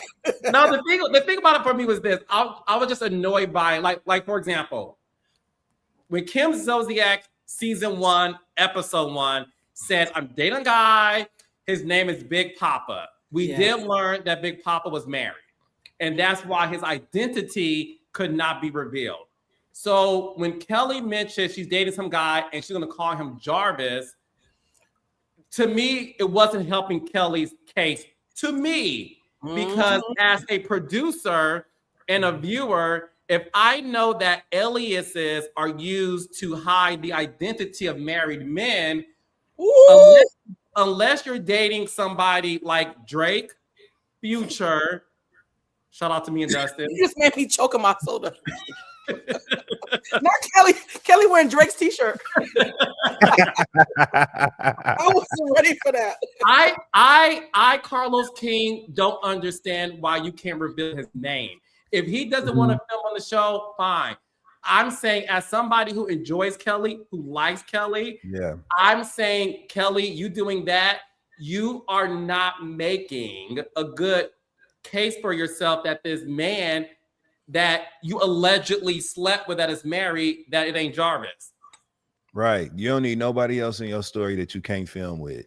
You don't need nobody else that you can't film with. You're already at a deficit because of the fucking asshole antics of your ex, right? That are crippling your contribution to the show. So we don't need no more mystery. That's only cute when the rest of your life is all out. Then it's cute to be, a little coy or whatever the fuck. But yeah, we want to know. So I don't know. I don't think Jarvis is the married person. If there even was, if that's even true, because we still don't know if that is, right? I think that's someone that she's dating that doesn't want, maybe it's too soon or whatever her reason, but I agree. A way to squash all these rumors and to really be a big dog would be like, I need you to come film a scene and show that we have a real healthy relationship that is monogamous that we've had for the past year. And that could be why I'm so defensive about this rumor and this lie and put it out there. If it's a lie. That's what I would do if I was her. I would definitely be like, you need to come on the show. We need to do a little something. But I also get if it's delicate, you want to get on, you don't want to put them on there, but you shouldn't be on a reality show because you're going to have to show that. I agree. I wonder if it's any implication. I wonder if it's going to have any implication on her, the shit with her kids and the ex-husband, or I don't know. Well, they've been dating for a year. Yeah. The thing is this is what we're watching is episode 8, right? Episode 1, Kelly brought this famous Atlanta realtor to Porsha's event where it was a couples night. So listen, no shade to that guy. Like K. Michelle said in the episode, everybody knows him and everybody dated him. Ooh, pass around. I mean, it's Atlanta. No yeah, shade. It's Atlanta. A lot of people there are passing All the around. single men in Atlanta have 2 girlfriends, allegedly. Oh. Allegedly. And a lot of Kelly is likable. Can we just say this? I want everybody to know that I think is very I'll likable. say 98%. Fine. I'll move on. Anywho, so again, I'm a viewer who tracks story. You brought this guy episode 1 saying this is my man, not my man. She didn't say that. This is who I'm dating. 7 weeks later, you're dating another guy that can't be revealed. Yeah. It's not making sense. And I love Kelly, but I think she's doing a disservice for herself by keeping his identity a secret, because I'm thinking, along with the raindrops, is he married? And when I say married, he doesn't necessarily have to be like living with his wife. Right. He could not be dry, right? Right. Yes, I'm hearing separated. I'm assuming he's probably separated and they're both having complicated separations from their partners. Yeah. Kelly is, here's the thing about Kelly is, I think of that trio of K. Michelle, Shamia, and Kelly. I think Kelly is the one who I like the most, ironically. I do think, to Dustin's point, though, her allegiance with Shamia has made things a little bit weird. Here's my concern. K. Michelle is a live wire, and I'm worried that at some point she's going to turn on the Smalls. It feels like she's one phone call away from hating everybody. The Smalls is taking me out, by the way, but I love it. I feel like all you gotta do is send her a DM. Oh, I think Kelly stole your purse, and now Kelly got a stinky cooch and is a horrible person. Like, K. Michelle doesn't really vet these rumors. She takes everything as fact, and so I'm concerned for those who are aligning with her. It takes so little for her to call you a Judas, and Kelly already moves kind of cryptic. It's not gonna take much for K. Michelle to be looking at Kelly funny next. I'm concerned about that friendship. And for the record, K. Michelle was on Watch What Happens Live last night, and she did say that she has been on double dates with Jarvis and Kelly. So to the Atlanta raindrops, if you go to Nobu and you see them, do me a favor, take a picture. Thank you. Okay. The next scene I want to get into, and this one got my blood boiling. I was on fire watching this scene. So Shamia is meeting with the how you call it? It's a surrogacy agency. The agency that does a surrogacy. And you could tell Shamia, who's normally like bubbly and all those things, she looks really somber. In this scene, she reveals that Gerald, her husband, really wants a son. Which is understandable. A lot of men want that. I was watching Toya Johnson Rushing's reality show, and her husband told her after Toya emotionally revealed that she has fibroids and she's very nervous about having another baby. He pretty much said, I want a son. I want a son, right? So I got emotional because women, unfortunately, have to go through that for these men to really want a son. And you could tell that Shamia is in this weird place to where she wants to honor her husband. And I almost threw my laptop at the screen when she said that Gerald saw the movie she was in and was not happy that she was kissing another man as an actress. And Kelly was like, so you're going to stop your career? And she said, I have to.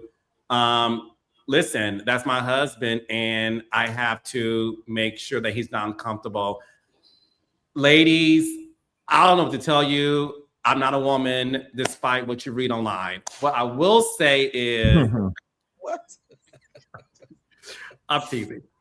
That was a joke. What I will say is, I feel bad for Shamia because I feel like Shamia is aware of the lifestyle that she has.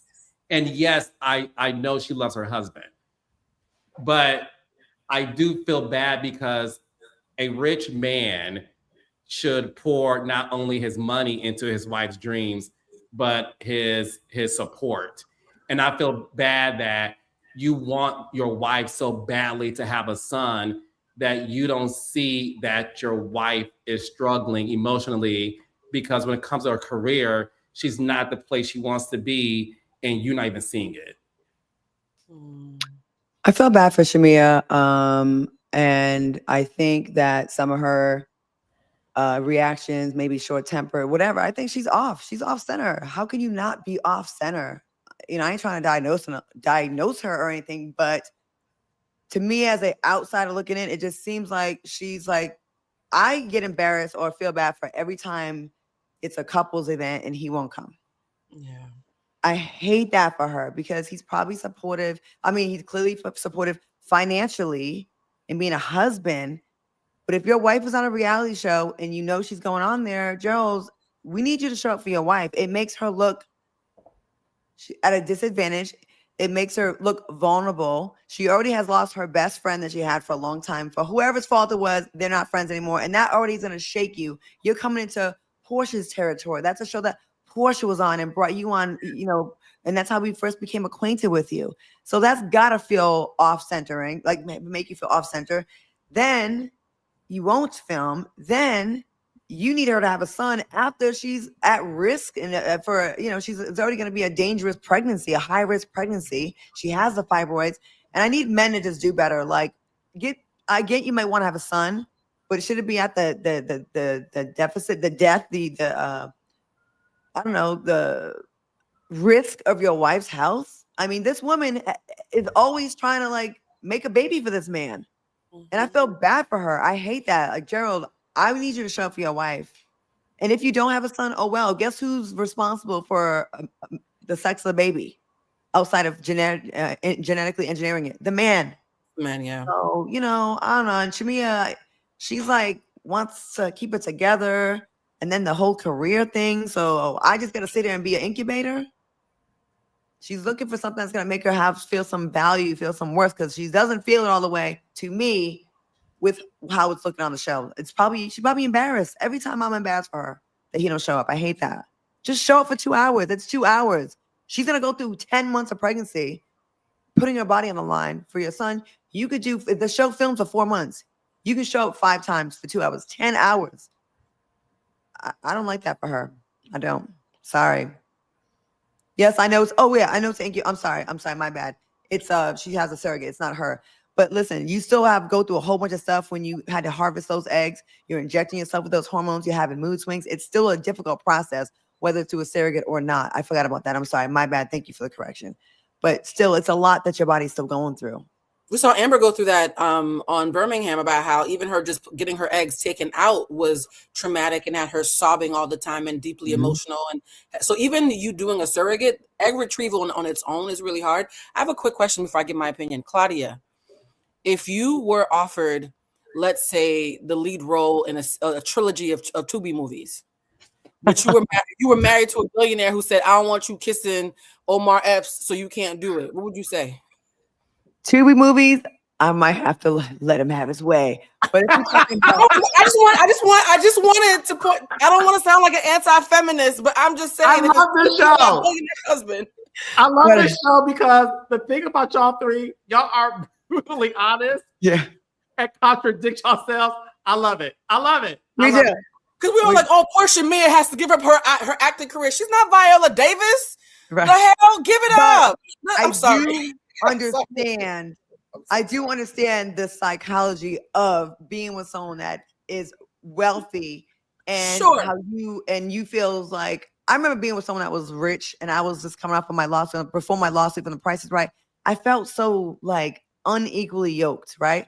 Yes, he couldn't spell that good, but he was wealthy and rich. But I felt like billionaire? Okay. Huh? What you say?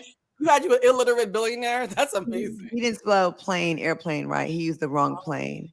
But anyways, I didn't feel, yes, he was wealthy and would spoil me, but I felt like I need something for myself. And I think Shamia needs something for herself, even if it is Tubi. Unfortunately, she needs something because, you know, her man ain't showing up to her job. So she wants something else, but she can feel good about herself. But I'm gonna give my opinion. I just wanted Claudia to answer that question as the actress here. I will say this: Shamia here's the thing that hurts my heart about Shamia. if she wasn't so talented, it wouldn't hurt so much that her purpose is still to be determined. Mhm. I think there's something, I call it the curse of the curse of the gifted. I think most of us probably in here probably were in some kind of special program, AP English, arts program, something, right? We were all the kids that everybody knew we were going to be somebody. Yes. Yeah. Look at all 4 of us, somebody, right? Mhm. I have kids I went to school with who work at the bank. And they tell me, they're like, I like my bank job, but what haunts me is everybody told me I was supposed to be somebody. Mhm. And so I think for Shamia to be that talented and end up a kept woman who has to sit on her hands, there's a pain in not being nothing but untapped potential that I think all of us as creatives understand, male or female, right? And you're in a gilded cage with a man who's giving you everything but support. And so I'm joking about the Tubi movie because I think the acting is probably the thing where I feel the least amount of sympathy because, girl, don't nobody, it's okay. But you can sing your ass off. You're delightful. You're on this amazing reality show where you were the fan favorite last season. There were all these moments where Shamia was supposed to get it. And the song that keeps playing in my mind is Brandy, Almost Doesn't Count. Everybody knows almost doesn't count. And Shamia is in the purgatory of almost. And you won't show up to dinner. So my heart goes out to her. So maybe, yes, you don't have to, if he doesn't want you to kiss, child, that's the low-hanging fruit. But the fact that your singing career didn't take off the way that you wanted, the fact that your best friend that you've been waiting a decade to hold a peach with is now your adversary, that has to hurt your heart, right? Every time Dustin mentions that shit hurts my heart because I know what it's like to lose a best friend. That is like a divorce. That is like a divorce. Losing a best friend is like a divorce, guys. We don't talk about it enough. When you marry somebody, you know there's a 50-50 chance that we're going to last. But your best friend is supposed to die with you. You don't expect that to ever happen to you. So my heart goes out to Shamia and Kelli. It's just hurting me that they're in so much pain that strategically speaking, they're not doing themselves any favors with the audience because they deserve our sympathy. It's just kind of tricky because of how they position themselves. As much as I give Porsha a hard time, I do wish that her and Shamia would somehow find a way to heal their friendship down the line. Because they were friends for a long time. And that is very, I mean, and going through all that, probably Porsha was a person that she would call when she's like, man, Gerald tripping again, man. And they would talk. And Porsha could understand because she's had wealthy husbands or men in her life and has definitely maintained a career, successful careers. So I know that sucks. Make her laugh and give her advice. And I'm sure Porsha misses her too. They probably miss each other as much as you can't really say it right now. Okay, so I don't know what everybody's talking about, with all respectfully, right? Like, I love everybody and I love that we see it different ways. Shamia Morton she grew up rich. Okay, Shamia's parents had money. She talks about being 16 with a red convertible, all that other stuff, right? Shamia also is a PK. So there's a edgy, tough it out, kind of like learn through the gutter type of side of life that Shamia has never seen before. Shamia is strikingly beautiful, right? So she's moved through the world with being received that way by people, right? Shamia has done several things. She's been a cheerleader for the Hawks and I believe the Falcons as well. A lead MC for the Hawks. You know, she's done all these things, but Shamia does not want to put in the work that it would take to qualify as a true thespian, where it's something that is now going against your identity as a person, that you're being limited by not your husband not wanting you to do acting scenes with another man. It's not that deep. Shamia said there she wants to put out a bottle of rum with her ass on the bottle. Okay, so obviously Gerald ain't too sheepish about Shamia. We see how Shamia presents, right? Gerald don't want to film the show. He is still making concessions and showing up in scenes, barely, but showing up still, right? He's still filming with her, still said, yes, go ahead and do the show. And if that means that I have to show up 2 or 3 times, whatever, I'll show up them 2 or 3 times. He lets her do that. Shamia doesn't want to do the work. Let's not forget, she was just on the airplane when they was going to Dallas, and Pinky and Angela were having that conversation about the woes of bankruptcy and all of those things. The camera cut straight to Shamia in her interview saying, look, all I got to worry about is going through the drive-thru at Chick-fil-A. She's like, these ladies talking about all this stuff, about all this business and stuff. I don't know if I ain't got to do none of that. Shamia does not want to be this mountain climbing, figuring it out, working hard entertainer. She loves her life. She has a beautiful life, a dreamy life, and her husband is not mean to her. Of course, he told her, I don't like seeing you kiss them niggas on camera, because he knows that it's just something that she's doing. It's not like he's right. He's not stopping her from pursuing her dreams in that way, because she's doing a million other fucking things. And I think that the fans have, and I'm not talking about none of y'all, because sometimes it's easy for like context and tone to get unclear. So I'm not talking about none of y'all for when I said thank you, my nigga, but I'm not this time. But I think that the fans have created this thing that they're trying to like build, that Gerald is a bad husband and he don't want her to win and he refused to film with her. It's not that. To me, that's not what I'm seeing. I'm seeing a man who literally said, I don't want to do this. I've been telling you for years I don't want to do it, but if you want to do it, baby, go ahead and do it. And I'll show up when I have to or whatever the fuck, but I don't want to be in the mess. If Gerald was trying to be in the scene, what Suge Knight say? Dancing, all up in the videos. You know what I'm saying? If Gerald was trying to be all up in the camera, what would y'all be doing? He's a bitch. He needs to stay out the business. Go be a husband. Go be over on the side somewhere. We don't want to see you. But now that this woman who has not one time been disrespected by her husband on camera, not one time even been in an argument with her husband on camera, who has expressed a desire to fulfill her husband's request of having a son. We ain't never seen Gerald say, I want a son and you better figure it out. I don't care what you got to do. We ain't seen that kind of energy from him. We just know the nigga want a son. And Shami has expressed emotional distress over wanting to fulfill that for him because of how happy he makes her. Okay, so I just don't think that this is the situation that a lot of people have been seeing, very real things, you know what I'm saying? But they're turning it into something dark and ugly that I just don't think it is. Shamia don't even want to work. She said it flat out. She just want to spend the bread and have a good time, and there's nothing wrong with that. She deserves a charmed life, and she's an incredible mother.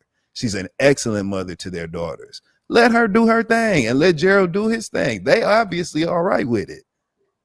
I don't know. That's just my Dustin, Go ahead. I have a question for Dustin, because I like that the masculine perspective, because I think a lot of times when we have these conversations, a man can do everything that Dustin says, and if we don't get the emotional support as a woman, there's still a problem there for us, right? Like, and that's the gender chasm there is you could do everything Dustin said, but if you don't show up for me at the dinner party, I don't feel supported.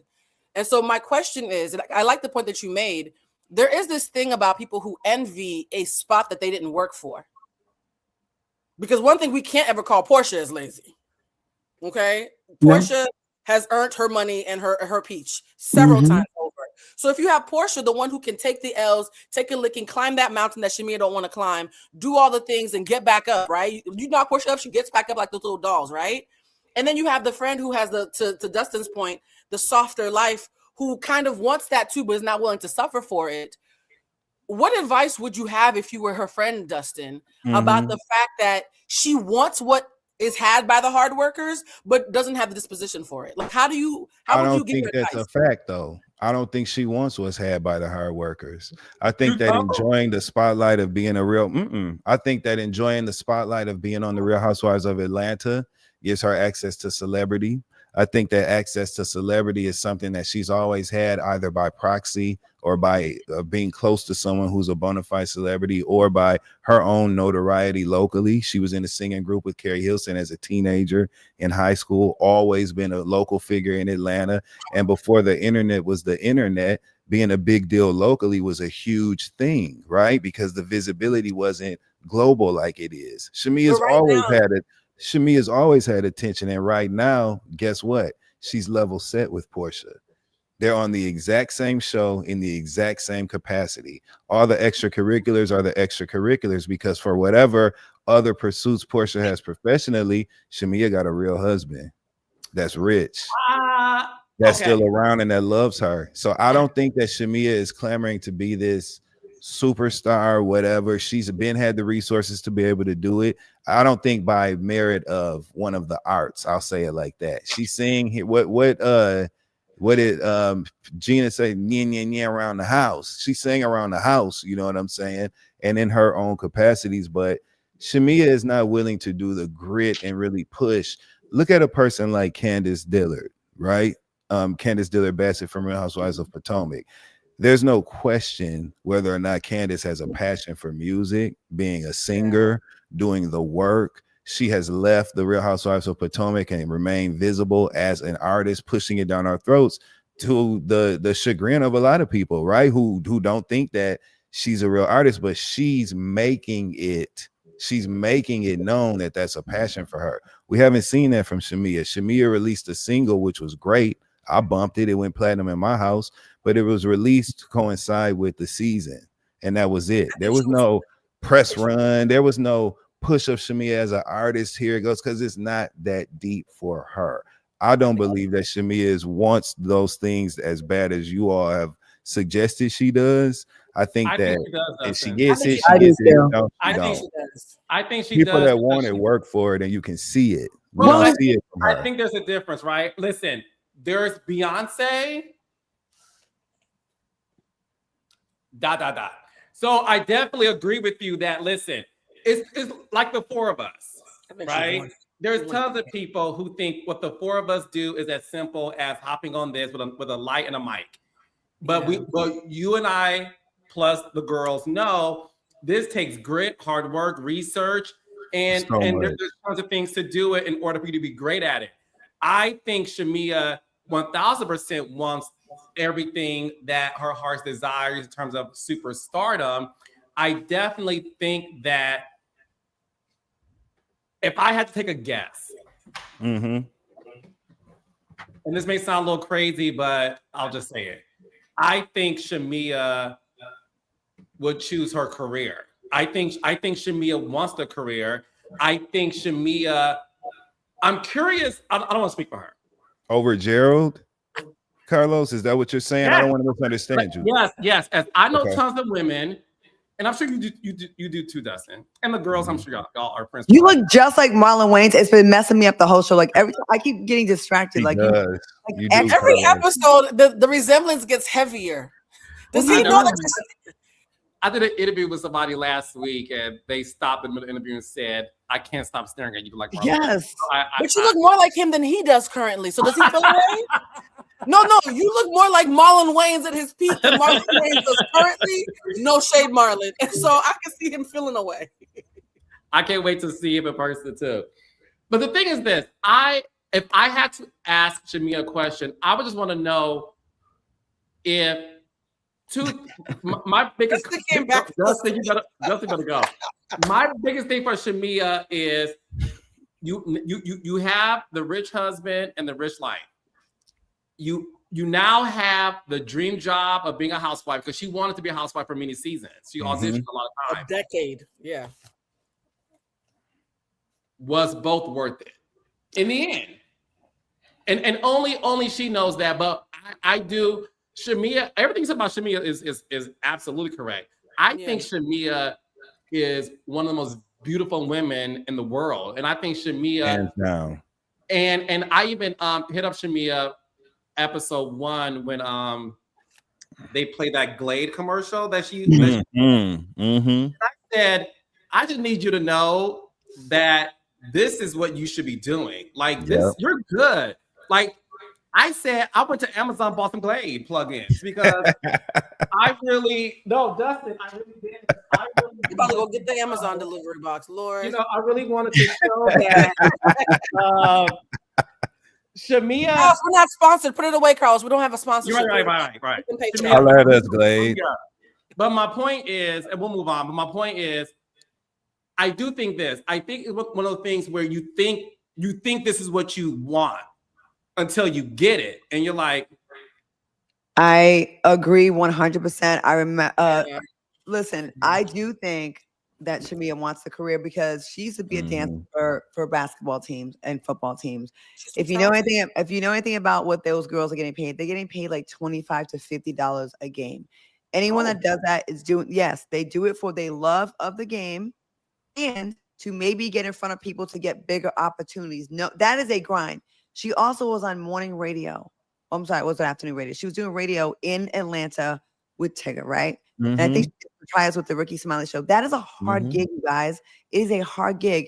If you just want that lifestyle, you just get your rich husband and you just be totally content with that. I do think she wants it. I think her, and it also makes it bittersweet, right? Because your best friend, you probably both wanted the rich husband and the careers, and you both want to have it all. And guess what? Porsha, because of her charisma and her drive, and she's talented, she's good at what she does, right? She got to have it all. I think they both want, like, I think Porsha wants the rich husband too, that can stay, and the career. She definitely managed to get the rich husband. Didn't last that long, but she still managed to get it. And she got the career. And then Shamia, it's almost like harder. Two rich husbands, to be honest, right, Claudia? Two. Yeah, two. And when you're that close to it, right? You and your bestie, you're doing some of the same steps. You're on the same show, but for some reason, it ain't popping for you like the pop for Porsha, and it sucks. And it definitely adds to, like, it sucks when, like, your person, you're both doing the same things. It's happening for them and not for you. I do think that she wants it all. And yes, the rich husband is great, but I think she's not going to really be happy until she has a career that's, I think she wants that. I do think she wants it all. If God forbid, actually, I won't say anything. I will say this in the best way possible. Michelle Obama once said, "You can have it all, not all at once." I think we're watching about what's uppercase, what's lowercase. For Porsha, her career is uppercase, her relationship is lowercase. For Shamia, it's the inverse. Her relationship is uppercase and her career is lowercase. I think they both wanted both in uppercase. Yeah. And they both had to make concessions. And I think they probably, when they were best friends, could talk about it. But if right now Andy called this girl and said, "You know what, Porsha done twisted her ankle and has to be out all next season. Can you be Center Peach?" She would cartwheel over to the studio. Okay, you would not be able to stop her. And here's the thing: I'm gonna keep on saying it. The reason why I deeply believe Shamia wants it is she's too talented not to. If she was mediocre, I could see what Dustin said about her beautiful life being enough. But when you're that talented and you still haven't gotten the thing, and you're watching people who are less talented get it, it's gonna always be inside of you. It's gonna always be inside of you. Yeah, I agree with that. What I want to get into next is, first of all, that was a great conversation. I can talk about that all day. You're so cute. I love y'all. And by the way, I'm eating vitamins, not food. I'm trying to be healthy like Carlos. Do you think, sister? Those are vitamins and not like mushrooms or gummies. No, it's just vitamins. I had a couple gummies this week and I'm tired. I want Claudia to go first with this one. Porsha and Sway had a date that it was a restaurant where they first met 10 years ago. Sway revealed that when she met Porsha, she and Porsha exchanged numbers. She texted Porsha. Porsha left her on red. 10 years later, they see each other. And in between that time, Porsha joked, "Girl, I was married, had a baby," and all those things. And in that moment, Sway was like, can you see yourself being in a full-time relationship with a woman? To which Porsha said, "That sounds like a proposal." What do you think about that scene? I'll say this, and I'll let you go, Claudia. I saw the chemistry in that scene between those two. I saw it. So I'm not gonna lie to y'all. When I first heard of them two hooking up, when I saw them at the premiere, I thought it was just for the scene, fake. Here go Porsha with a gimmick. That's what I thought. 1000% have changed my mind. They have fantastic chemistry. It doesn't feel fake. I think Porsha in scenes with Sway has a lightness around her, like a light in her eye. She looks more beautiful when she's with Sway, and not before y'all go, not to say she doesn't look beautiful in other times, but when someone's glowing because they're happy sitting across the person that they like are giddy for, or they like, you can really tell that is genuine. And it's not like some of the other relationships. It really looks like she is really happy with this person. And the way Sway looks at Porsha, it doesn't look fake. And I absolutely love Sway for Porsha and Porsha for Sway. And I hope there's no heartbreak there for either one of them, because that scene made me like her more. It really did. It made her more likable, made her more fun. It made her more like, this is cute, because you can tell a difference when someone is doing something for a scene and when someone is really like kind of giddy about their person. And I think, I don't know, I will say Sway is dope, and Sway and Porsha are dope together. I love the scene together. I thought it was dope. Blue? Well, child, I'm pansexual. I almost make some phone calls. Like, maybe I need to go back. Yeah, maybe these boys are not applying enough pressure. I forgot what the studs be doing, child. I almost got recovered. Let me stop. The DC studs. Did you go to Pride this weekend? No, thank God. I came back pregnant. No, let me tell you, there's something about a gentlewoman. Okay. The really good ones, Dustin, you understand. You know some gentlewomen. They all We act usually like get Usher. along great. Yeah, well, I could tell, friend. They all act like Usher. Like you just feel like they're gonna feed you cherries and choke you a little bit and make you call them Zaddy, and you feel real pretty and just every good thing about being in a queer relationship with a masculine of center woman. Sway portrayed. And one thing I will say as a part of the community is I've always passionately felt that we don't humanize masculine women enough. We often make them punchlines in the same way we make men punchlines, right? We act like they want to be men and that they're just, we call them names. To see how being with a woman like that could really just make your nervous system come down and you feel beautiful and loved and you're being courted properly. We saw courtship. We see people lust over Porsha. We don't see Porsha being courted. When Mike came, he was slapping her booty and telling her how good her cheeks looked. Sway was looking into her eyes and saying, I'm happy to have you back. That is the difference. We know Porsha fine, but right in that scene, to Claudia's point, she felt valued. Women look beautiful when they feel valued. So Sway, if you have any friends, call Carlos. Sway. No, Sway, I did unblock you, so you are now free to DM me. Blocked? Why were you blocked? Wait, why'd you block? I got jealous. Oh, that's right. She was. You had jealous of Cat Daddy. Yeah. Yo, some of these raindrops are so funny. Y'all are so mystical. I say a critique, I'm a hater. I say something nice, not too much, Claudia. What do you want me to say? Claudia wants Sway. No, they like I'm being fake. If I'm being honest, they prefer Bessie Claudia. No, you were sincere, Claudia. You were. I really liked it. I liked it. Listen, I it's not personal for me. It's commentary. So we just say, Dustin, what you think? I want to know what you think. Help us, Dustin. Okay, so I thought it was a very entertaining scene. I thought that they Look both. At Carlos' face. Yeah, I love going on dates. You know what I'm saying? So I've always said if I was ever on a show, like a reality show, I would definitely show like my dating life. I don't feel like nobody ever wants to show the realities of like dating as a single person, and I love the energy that they had at that table. And I'm gay, they gay. So like being gay and going on dates is fun. You know what I'm saying? Motherfuckers be looking at you and you can tell like they know you're gay, but it's just fun. There's a taboo energy, you know what I'm saying? Just make me, and to me, that's what we watched. They was gay and having fun on that date, you know what I'm saying? So I thought it was entertaining television, and Sway got game. I was noticing things that she was saying and the way that she was speaking to their future without really pressuring Porsha. At the same time, she would ask a direct question about intention or about wants and needs and stuff, but there was no pushback once Porsha said what it was. I hope that's a note that everybody that's single and engaging with people in that way took from that conversation. Be cool. Yeah. You know what I'm saying? Like, just be cool, be easy, and contribute to the energy in a positive manner. So I thought that was great.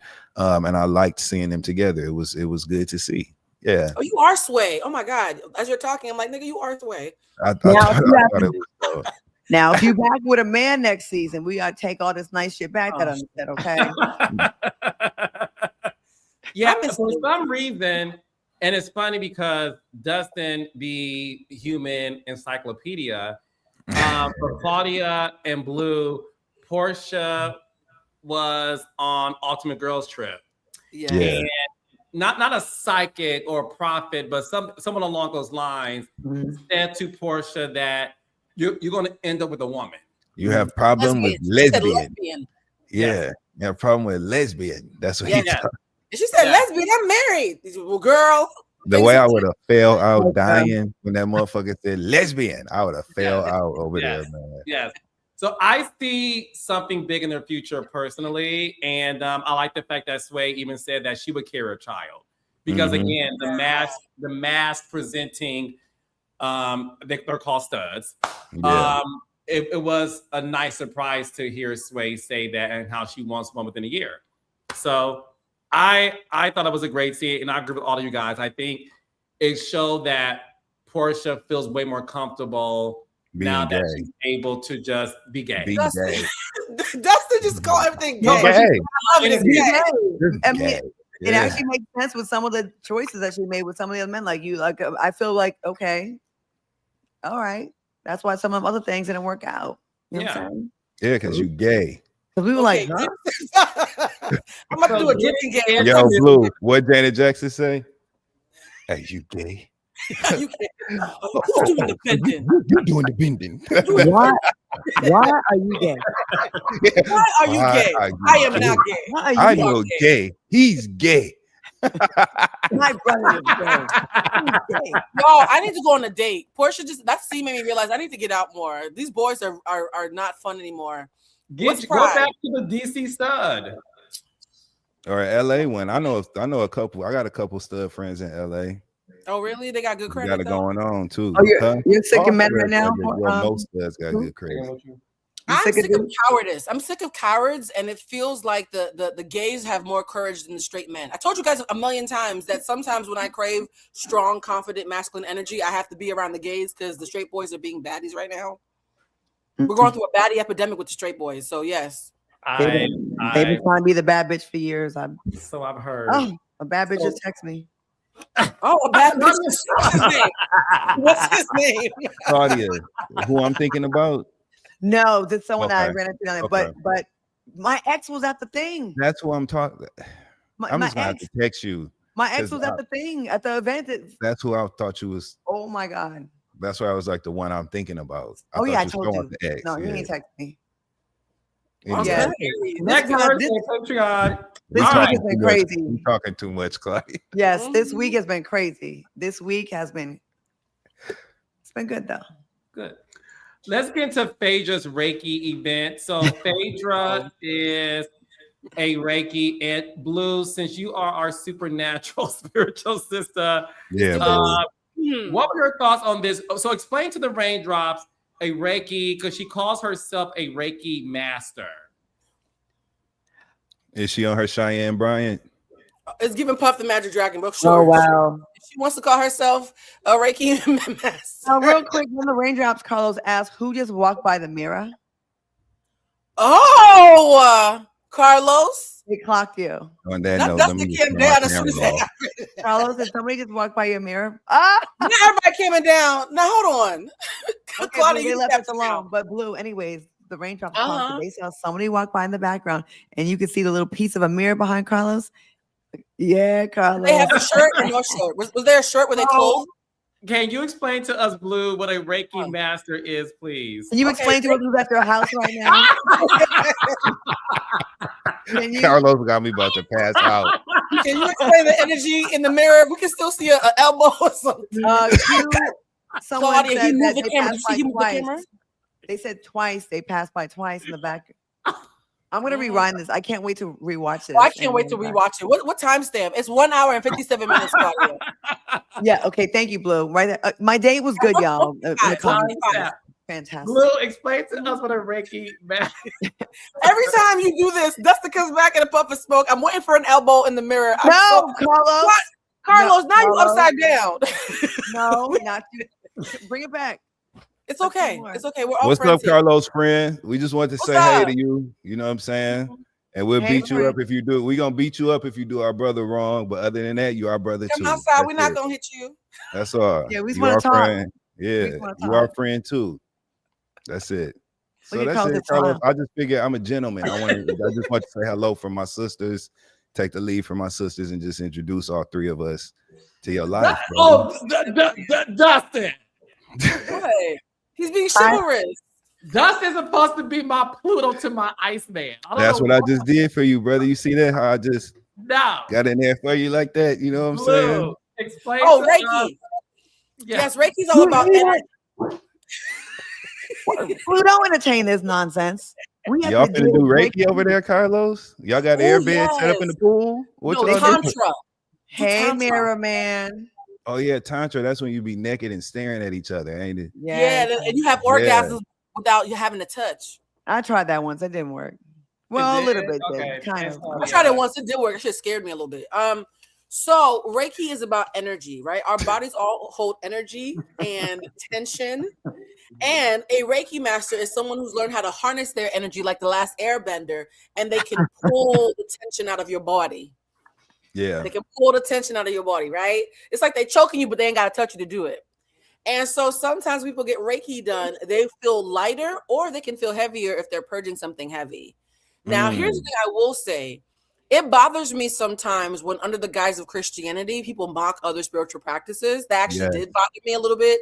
Like, not too fucking much, because if we start breaking down the Bible, some of it sounds like somebody was smoking some weed too. Like, all religions have something that sounds a little fantastical. So not too much on the spiritual woo-woo girlies, okay? Not too fucking much. I agree. I respect all people's belief systems. You know what I'm saying? On some real shit, like, all jokes aside, I tell you all the time, Blue, line them rocks up in the window for me. I need some, you know what I'm saying? I got a lot of shit on my back right now. I got some candles I'm gonna bring to you. I'm gonna bring you a candle. You know, but I think that you don't have to necessarily do what the other person is doing or engage, right? You don't have to, right? Just have respect. I think you should just have respect. Yeah. So the Reiki is interesting because it is about energy, and hearing that Phaedra is into Reiki, I didn't know how to feel about that, because she also was the funeral home, and then she was the lawyer, and then she was the what? Like, she's a Swiss Army knife. Okay, she does a little bit of everything. The scene to me was interesting because you're coming to do Reiki, which is energy work. You're coming in peace, and the K. Michelle scene with the car, where she finally mentions that I guess Porsha had allegedly dated her ex, and so it was messing with me. I'm thinking we're about to have this really zen scene, but it keeps cutting to K. Michelle being mad at Porsha about a man again. I don't know how to deal with that. I will say this: I think they had a great nap. Angela looked very well rested. I don't know if she's a Reiki. I don't know if Phaedra is a Reiki master, but I think they had a great nap. I think that Phaedra's son looks like his daddy more and more every day, and that's a good thing. Seeing Mr. President looking like a grown-ass man, little Apollo Jr., I felt old and also proud simultaneously. She's raising beautiful boys. So one thing we've always said about Phaedra, her and the Truth have a loose friendship, but she's a great mother. I agree 100%. She's a good mother to her son. She's a good mother. She's a great mom. Yep. Good mother and good naps. Blue, I want to start with you because you weren't here last week. This episode was K. Michelle calling out names in this episode in terms of who she felt was trying to conspire against her with this rumor about her hot pocket, as she likes to call it. Last week, you know, they were in Dallas. What were your thoughts on this? Because K. Michelle said it. She said, Porsha, Phaedra, and Drew, you three were conspiring to reveal this rumor that I was told by somebody, and she refuses to say who this person was.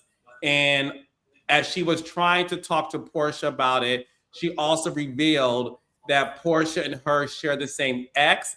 The said ex was on Queen's Court with K. Michelle, and she said that the said ex told her that Porsha does talk to him about her, and K. Michelle said she felt some kind of way that you will talk to my ex about me, but you never put me up on game that we share the same ex. And the girls were saying that Porsha broke girl code. What were your thoughts, Blue, about this whole K. Michelle situation and that Porsha did break girl code? I think it's confirmation bias. I think that Porsha is not perfect, and K. Michelle seems to be looking for a reason for her trauma. Like, she wants her trauma to have a place to land. And so it's almost like somebody said that one time, I was talking to somebody, I was like, every time I try to make peace with this person, they keep getting mad at me. And my friend said to me, I'll never forget it, some people have a problem for every solution. Some people, no matter how much you fix it, how much you take accountability, how much you come in peace, how much you explain, how much you say, hey, my bad, I'll do better, they want a problem for every solution rather than a solution for every problem. I think K. Michelle walked in with confirmation bias. She walked in with her shoulders up, ready to tussle. And when things were more kumbaya and more intimate than she expected, she keeps waiting for another shoe to drop to prove that she wasn't wrong and didn't need to relax. And is she allergic to verifying? Why is it every time somebody tells you something, it's the God gospel truth? Is it a burning bush that's telling you that these things are happening? These are random men in Atlanta. You're telling me that men who have dated everybody telling you things means that you get to make judgments about people without coming to them first? I think if had she come, K. Michelle went to Porsha, they could have had a great scene. You could have had a great conversation like, oh, yeah, so-and-so. And even when Porsha said, I'll say this, if we are Eskimo sisters, what the kids call it, guys, for those who don't know. If we're Eskimo sisters, we've had the same partners. You're not dating him, you're married. I'm not dating him. I'm at Pride, having me a good old time with swaying them. Neither of us are dating this man. It's not going to occur to me to mention him. And if he mentions you in passing and I say lovely things, there's no tea there. There's no tea there. He's like, oh, you should with K. Michelle? Yeah, she's great. What is it in report back? K. Michelle is making up problems because she doesn't want to look like she's shadowboxing. I think she is shadowboxing. I think it's her and the demons. You know when you're on the bus in New York and there's somebody talking to somebody in the next seat, but ain't nobody in the seat? They're arguing with the empty seat. And they about to tussle, put their hair up, ain't nobody in the seat. That's what it's like watching K. Michelle this season. It's making me nervous for her. I don't feel our good sis as well. I'm still a K. Michelle fan. And even when Porsha said, you know what? I don't want to be your friend anymore. I tried. I think that was honest. I think she's like, bitch, I've been trying to handle you with kid gloves and all these fantasies for weeks now. I give up. You got it. So honestly, I never thought I would say this. I'm 1,000% team Porsha this season in a way that I never expected. Because I always have very harsh critiques for Porsha. I always have very harsh things to say about her. But this season, everybody just wanted to have something with her. And she's just being fabulous and going on cute dates, child. Claudia? I think K. Michelle has a couple things going on. I think she's the type of person that's very much about the, like she's principled, but she's also a little erratic at the same time, right? So it's like, it's the principle for her. It's a principle. You see me on TV with this guy, a heads up would have been nice as you brought me into your circle. And I also think she has PTSD from being on Love and Hip Hop. So where, you know, the smallest thing ends up being a fist fight over there. So I think she's coming over here with that, like expecting, you know, everything to go from 0 to 100 real quick. I do think she's very sensitive. And that combination with like, it's the point, it's the principle, is gonna be an issue on reality TV. It just is, you know, and there's no gray area for K. Michelle. So she's gonna be in these arguments all the time, but she's not doing herself a favor being happily married in a marriage that you're allowed to do other things, right? And worrying about like that. I think that should have been a conversation with her and Porsha off to the side and not like this big scene. Cause it makes me question like, yo, if I was your husband, I'd be tripping about that. Why are you worried about that dude? Why are you worried about that dude? Yeah. You're married. So. That part. Dustin? So I'm a huge fan of K. Michelle's music, right? Earlier today, I was like, let me listen to some of her shit because I have forgotten how much I loved her music. I was listening to All I Got and Sleep Like a Baby and Not a Little Bit and Damn and VSOP, just all this shit, right? And I remember how much I loved her, right? That raw, you know, I love that kind of raw, like R&B music or whatever. And I think that while I was listening to her music, I just realized like K. Michelle steps into every situation she enters at this point in her life as K. Michelle, not as the person, but as the talent, right? As the artist. And I think that K. Michelle was a fan of the Real Housewives of Atlanta. She had watched these women. Carlos, you illustrated that beautifully a couple weeks ago. She had watched these women for quite some time. And I think that she came into this with an ego, right? That made her feel that she had to be the center of attention one way or another.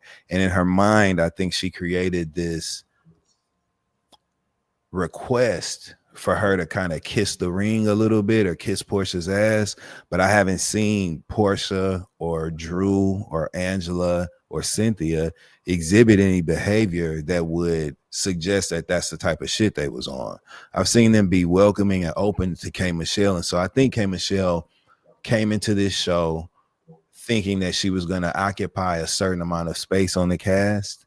And I think that once that didn't happen organically, and because of the fact that she had previously watched the show and was familiar with the assumed hierarchy that the fans sometimes kind of present, I think that she felt like, well, I'm coming in this thing and I'm not finna kiss Porsha in them ass. You know what I'm saying?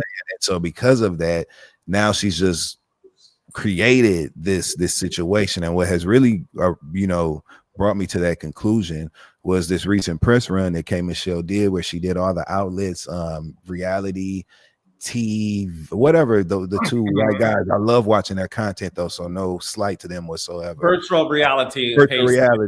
Yes. They did all the rounds that she did all the rounds that the people do. And in her interviews, she was saying, I'm not coming in. They don't like me because I'm not coming in kissing nobody ass. And you know what I'm saying? That's never been me. I've never been the person to come in and just assume the position and follow along. Things that we never heard, conversations that was that, or you know what I'm saying? It just kind of came from K Michelle. And so I think that that's what has kind of handicapped or stunted her growth within this group, this ensemble cast, is that she was fighting a battle that I think was kind of self-imposed. And I hate it because when we saw K Michelle, in the brief glimpses that we saw of her like getting along with the women and shit, like when they spent that day riding around, when Cynthia had split the groups into two in Dallas and they had so much fun with K Michelle, it's sad that she is, kind of like removed herself from the opportunity to do that with these women, because in her head, she believes that there's a battle for the number one spot. You get what I'm saying? That in this thing of being a quote unquote the anchor of the cast or whatever, this thing that the fans have kind of created, and with the insights that some production have given us, we've kind of created this framework of these shows where somebody's in the front and everybody else is falling behind, but sometimes that is made up. And she's doing in this case, K Michelle did not have to do that. You know what I'm saying? And I think that that's contributing to some of the challenges she's having mingling with the cast. I think that unfortunately ego is involved.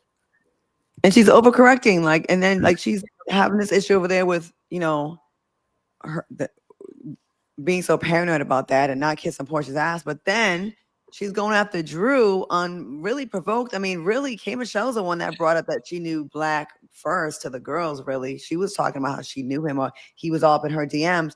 But she's making it look like Drew is just coming on there just like Black, and you were with Black, and that wasn't even the case.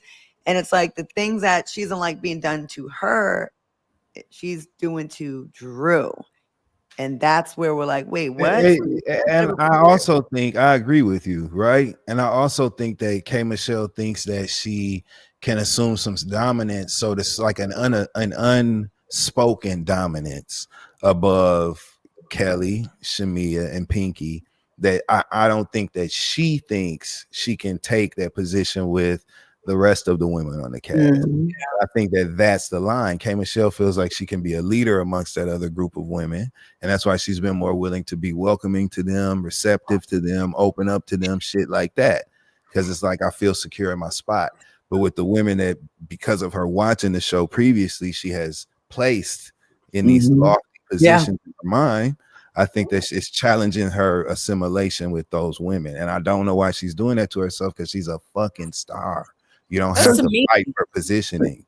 So she's mad that Porsha, she didn't think that was girl code for her to not give her the heads up on her ex. But the way she went about it with the girls and in regard to Drew, was she violating girl code with her by kind of going behind her? She was talking to the other girls about it, right? And not really going directly to Drew. My thing is, if you want to be principled, you need to be principled to both sets of ladies. You need to be principled with both people. She's had such an issue with girl code over here, but not over there. If you have girl code is girl code. Be consistent. That's who you are. Hey, I always handle things like this. I always handle things like that, not just pick and choose. I don't think it's a compliment. I think everything that Dustin and Claudia said is accurate, and I don't think it's a compliment. I had a friend once tell me, she was a white girl, and she was like, every time a Black man tells me I prefer to date y'all because y'all are easier, he doesn't realize he's not talking ill of Black women, he's talking ill of me. Because you're saying that you think I'm easier to control. That's how I feel about K Michelle with what I call the smalls, right? It's not a compliment that you think that you can assert dominance over the junior varsity squad because you can't tussle with the varsity. That's not a compliment to Shamia and Kelli and Pinky, actually. She thinks lesser of you because she thinks she can dominate you. Also, this is what breaks my heart. People who have PTSD, because I think we all agree K Michelle has PTSD. Yes. They are scared, with good reason, to show their vulnerable side, because in previous instances, their vulnerable side has been attacked. And what I think is Kimberly kept sneaking out instead of K Michelle. To Dustin's point, she wanted to do the show as K. Michelle, but the women endeared themselves and were going through a lot: bankruptcy, divorce, houses, husbands, fertility issues. All these really intimate women things were happening, and Kimberly would slip out, and K. Michelle was not ready to let Kimberly be seen.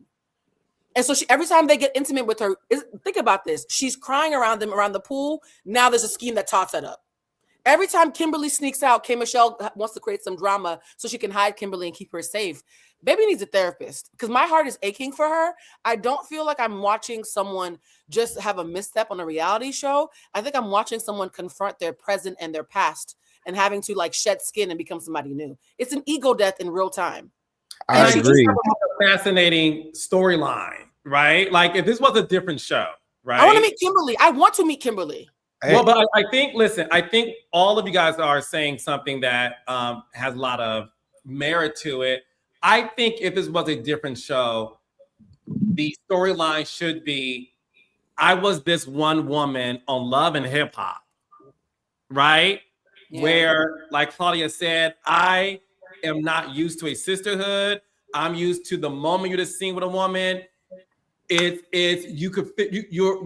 will more than likely get into a physical altercation or a verbal one. And I do think, rightfully so, that is entering her experience at the top of the season. And I did watch What Happens Live last night.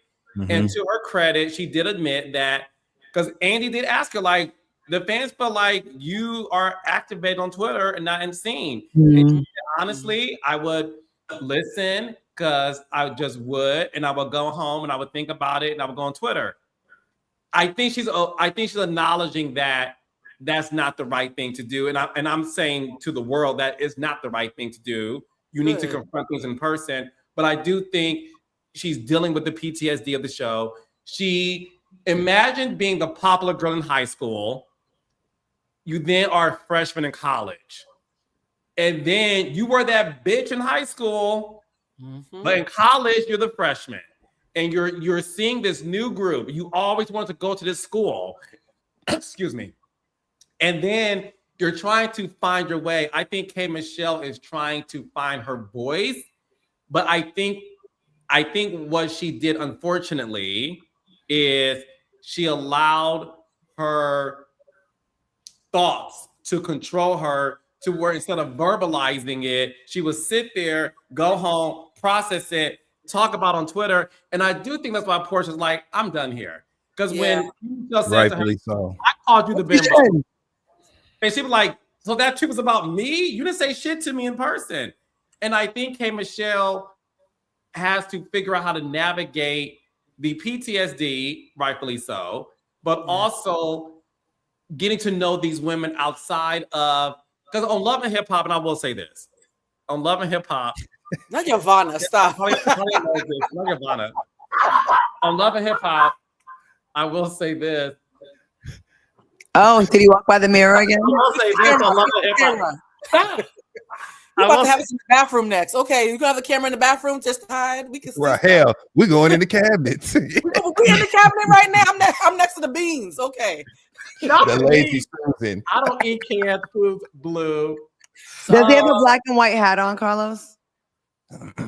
I will say that when it comes to what's going on, you just ignore me. Michelle is trying to find her voice. Yeah. But the problem is she doesn't nip it in the bud in the moment. And I think that's why those other girls are having a hard time, because you can say what you want about Kelli.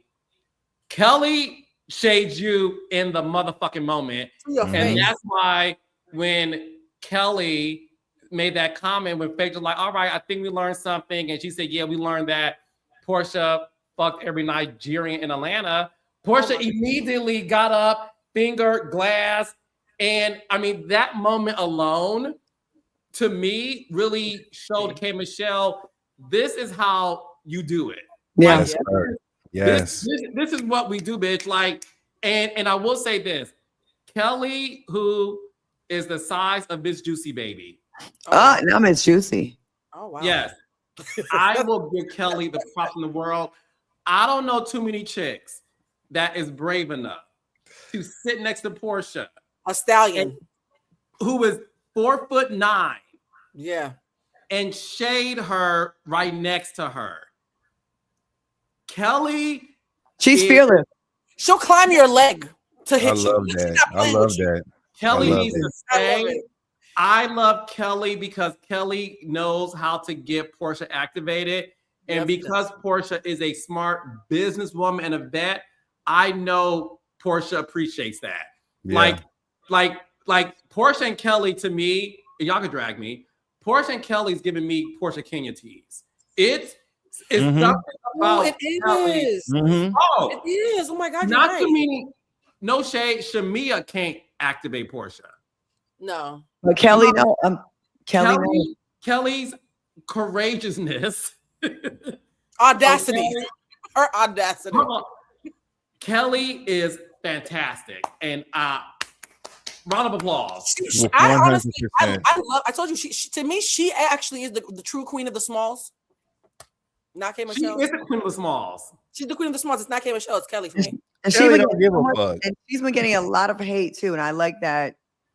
She's been getting a lot of hate, but I think it makes for a good. They're good adversaries for each other, and I agree. They're good adversaries. I just want, yeah, they're good adversaries for each other for whatever reason, whether man in common, whether they were friends, whether one of them slept with them and one of them didn't, whether they both did. I don't know. I wasn't there, but I just want to clarify. I don't know for sure that one did not sleep with them. They could have dated. So let me just clear that up because I'm seeing people backpedaling. Maybe I said dated, but I don't know that Kelli. No one ever told me they slept together. You can date someone without sleeping with them. Apparently, that happens, right? But yeah, I just want to say that. I don't know, but yeah, you know, I know that's right. Carlos, Carlos, get us out of the cabinets. You moved us again. Carlos, we're in the fridge now. What's going on? Kelli don't give a fuck what come out of her mouth at the end of the day, and you need somebody that's willing to cross a line like that on reality TV in order to keep things interesting, right?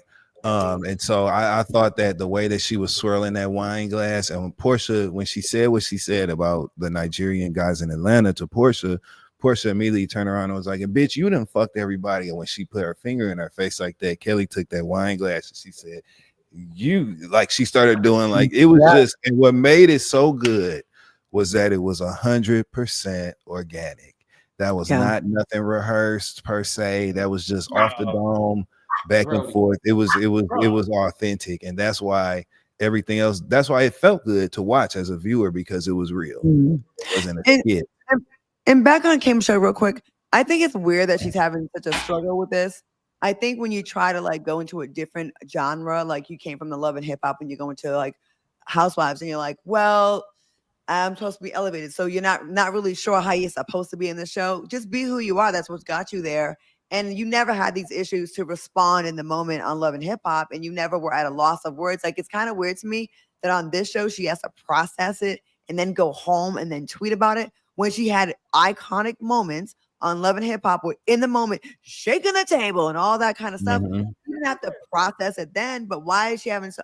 I think because she's not being authentically her in this space. She's in her head about how she's supposed to be as a housewife as opposed to K Michelle, because like she got an emergency husband. Like, she went and got a husband on the way to the first scene. Like, I was like, what's happening? And she had that tells you the mindset that she's in. Like, let me grab me a husband on the way to the dinner party. Like, baby, you doing a whole lot. By the way, I just checked.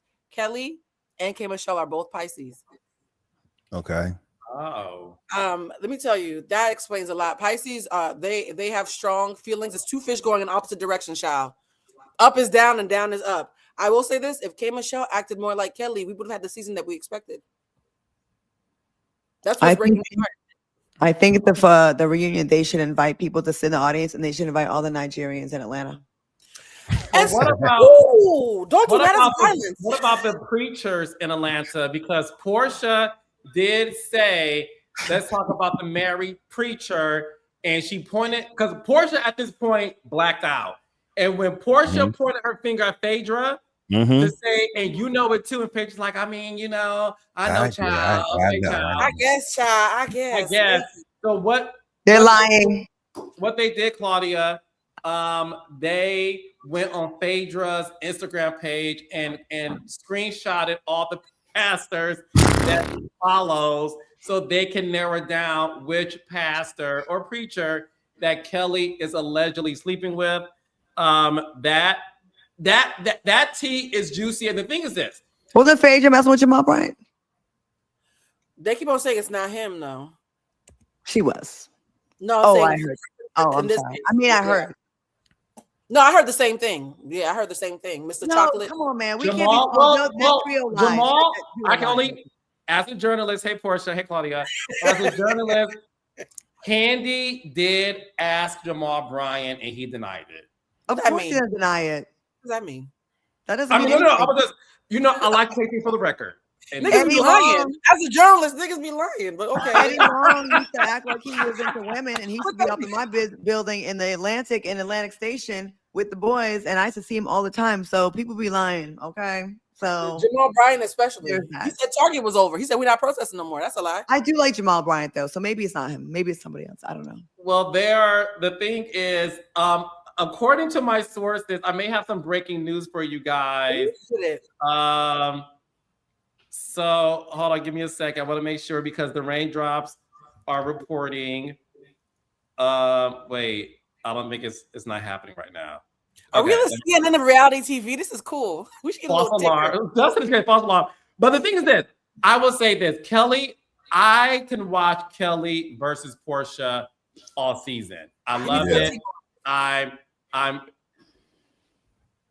Pastor Tanker, who's that? I said that's that Wayne's boy, right?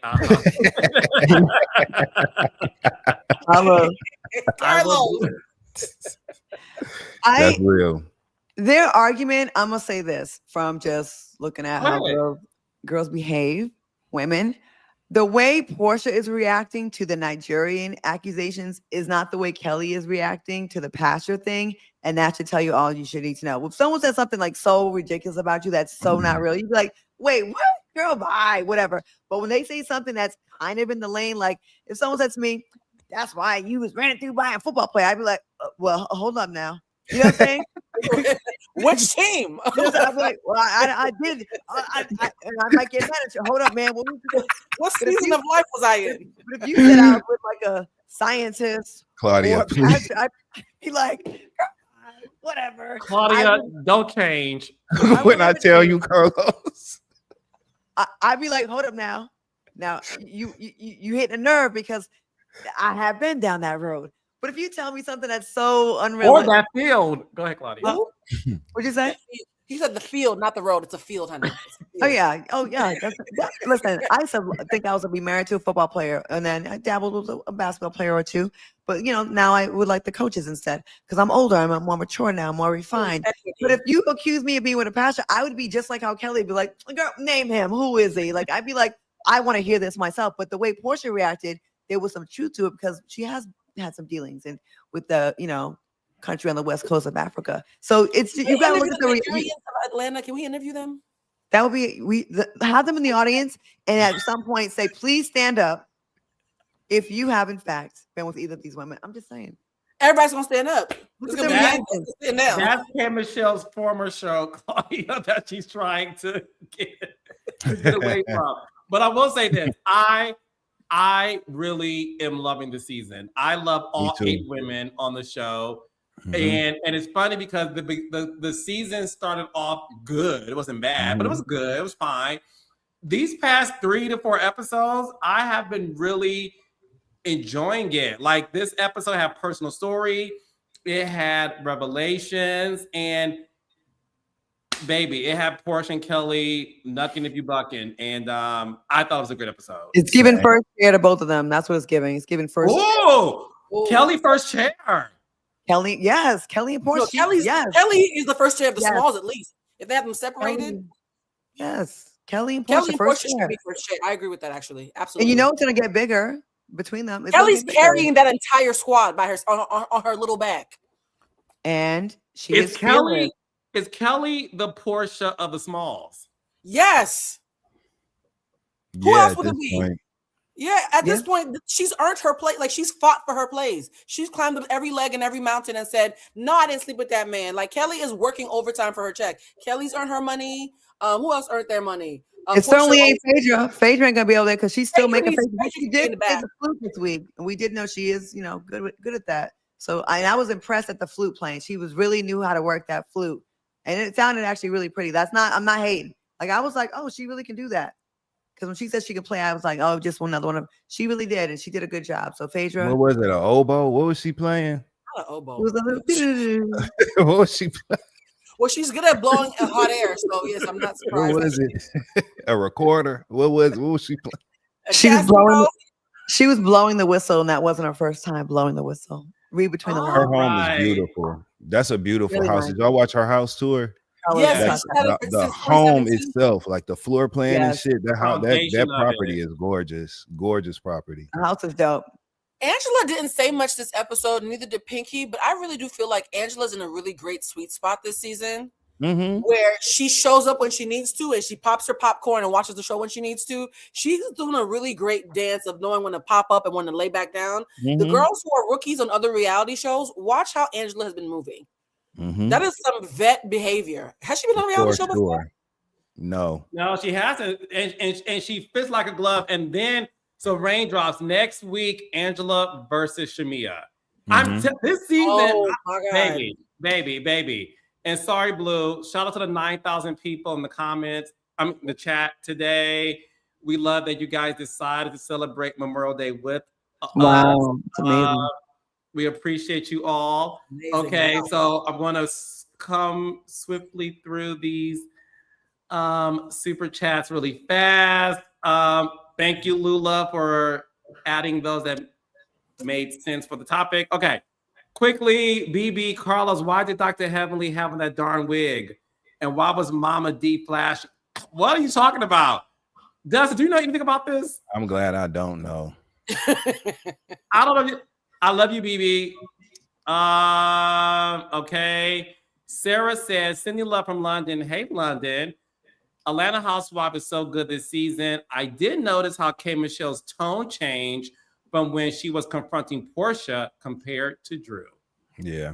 Stop calling Drew a nobody. That's not right. She's a somebody. I don't like that. She needs to stop doing that. Well, and that's another point I wanted to make is that anytime K. Michelle has been in verbal like combat with any of the other with Drew specifically, it always goes straight to, even in her confessional interviews, it always goes straight to attacking like her career or her accomplishments. She literally, and it's not even like clever jabs, it's blatant things like her career milestones which she'll never reach. Yeah, It's that just was- like, that's how I know it's ego based. So that's all. Like that. that's all you have to. Yeah, it's why are you so pressed about Drew? And Drew's been around for a while. She's been around before you. Let's be honest. Derwin and them. So let's not too much on Drew. I hate when people like we all know Drew. Like I won't say child star. Well, kind of. She's been around for a very long time. But like to say that because you may do some movies on Tubi now, that's where the media is going. Okay, so relax with that. We're on YouTube and we still popping. What that mean? Exactly. Period. Okay. This one is for you, Blue, about Martha's Vineyard. The vineyard rentals are booked 8 to 10 months in advance. Oh, In August, got lots of traffic. Eat at Black Joy Kitchen. Dance at Norma's on Friday. Let me screenshot this. Hold on. you got a house though? Where am I gonna stay? You giving me a list? Where am I gonna sleep? Claudia won't let me come to her brother's house. My brother won't let me come to his house. Right. It ain't Homeless true. in Martha's Vineyard, going to Black Joy Kitchen. On some real family. shit, I'll come meet y'all in August though in Martha's Vineyard if y'all want to I do that. want to We go. should. Find us a house, Carlos. Carlos has money. He knows somebody there. I got 5 on it. Why Let haven't me they done a text- Real I'm texting Housewives of Martha's Lizzie. Vineyard? That would Please. Why haven't they I would done go a Real so Housewives bad. of Martha's Vineyard yet, Carlos? Oh, just no, because Summer's House Martha's Vineyard had a lot of Pushback from the issues community. with clearance. Yeah, it's Okay. they ain't messing with it. They won't even let you keep a club open past. You have to close it down by midnight. Like it's The very. Vineyard Yeah, don't they're play. strict. BK Finest, Stormi is Amber's boss, but Amber thought it was more of a friendship. And so far, it doesn't show that Stormi is showing up for Amber how Tiffany is. That's for Belle Collective Birmingham. Mhm. We got Sharonda Thomas. I read a comment the other day that K. Michelle came in thinking she was going to be the big dog, but found out Porsha was Clifford. I'm Not not laughing Clifford. because I agree. It just was funny. BK Finest Claudia Bullseye. That literally happened to my daughter last year, and she totaled her car. As we now are native New Yorkers, live in North Carolina. Rest in peace, Bambi. Oh, hitting the animal. Oh, this is from Huntsville. Thank you. Okay. I'm like, what's going on, child? Mind you, I'm thinking Bambi is the daughter. I'm trying to keep it together. I know, like, I'm so lost by the story. Thank you, love. Summer Small Forever. The Shamia hate is exhausting. Phaedra, Porsha, and Angela Drew all seem against her. Cynthia feels dismissive too. The icing out hazing of Shamia on TV is getting uncomfortable to watch. So you like Shamia? Whoever that is, like Shamia. A lot. I think they're being mean to her. Blair Brown says, ladies are incredibly jealous of Porsha. She's not messing with their men. That's all they have to attack her for. Porsha takes the high road a lot. Sir. Girlfriend now. Not really not taking your man. Calm down. Please. No. Mick Floyd, I'm sick of the Phaedra. I'm sick of the Phaedra needs to go. These white housewives get to coast for seasons, but black housewives have overperformed. Nope, let's have equality. Right. Justice for Kiana. Oh, that's true. I'll agree with that. That's true. But that was a pointed look, Dustin. That was very pointed. You like that, friend? I'm with Dustin Kiana. Kiana, she loves me. Chantel says, thank you, Claudia. Kelly is not jealous. Thank you. It's Carla Dale. Kelly's vulnerable moments are nice, but nobody wants to hear her come at Porsha. It feels like she wants to take down another woman, and it is disgusting. Oh my God, you don't like people taking out other women, but you watch reality shows. It's kind of and just pay $5 to tear Kelly up. But go ahead. Right. I don't keep doing for another woman. We don't like that. Here's another 10. Yeah. Con job. Blue is 100%. Kelly tried to get Porsha at her weakest. Porsha should drag that mini fridge right across that reunion stage. Little Women Atlanta is calling. Now, come on, man. I don't want to see another fight with her. No, it's too many fights already. It's already Kelly they used to fight on Little Women Atlanta all the time. Baby, rest in peace, Miss Minnie. Them damn twins. They used to get it in on there. Those twins were the ones to watch. BK Finest. I told y'all Shamia's marriage won't last on the show. Her husband does not like who she is becoming, good and bad, and how she is addressing her friendship. Now, this is what I mean. How do y'all know? And Gerald ain't even said 2 words. He ain't even said I'm Gerald on the show yet. He ain't said nothing.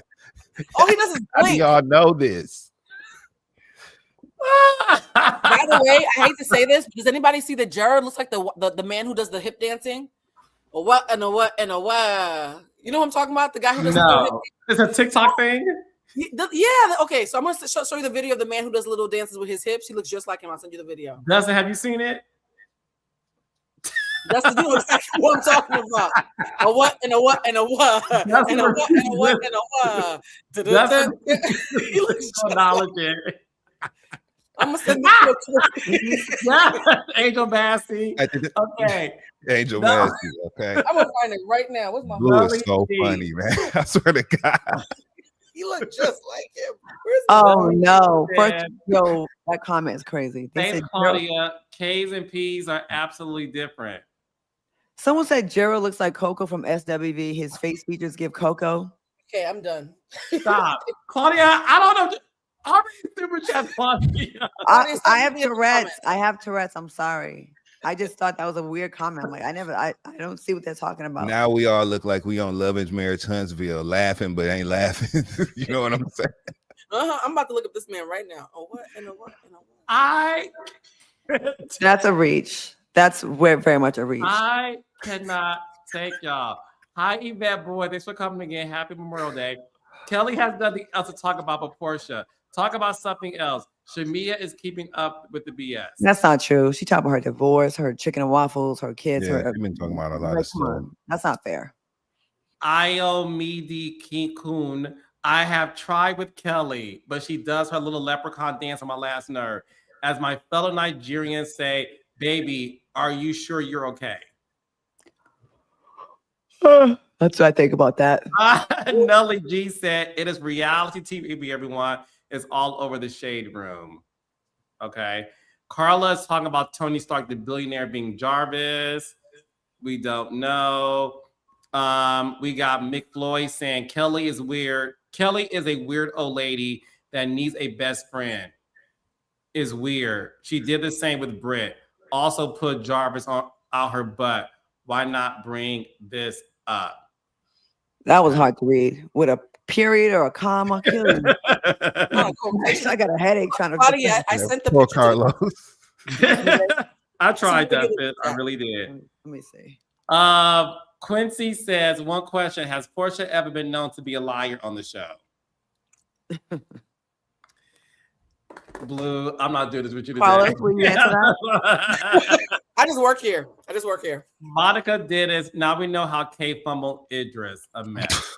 Oh, wow. Y'all are being mean on Memorial Day. Y'all are, man. Come on, man. It's Shout out getting to the worse. veterans. Wow. Mrs. Potato Head can go. Now who's that? I don't know, child. Yvette said to preach, Blue.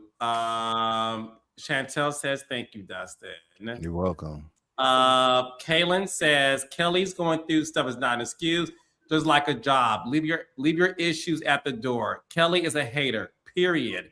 What Porsha said on Amazon Live is petty. Shamia is behind all of Kelly's nonsense. Yeah.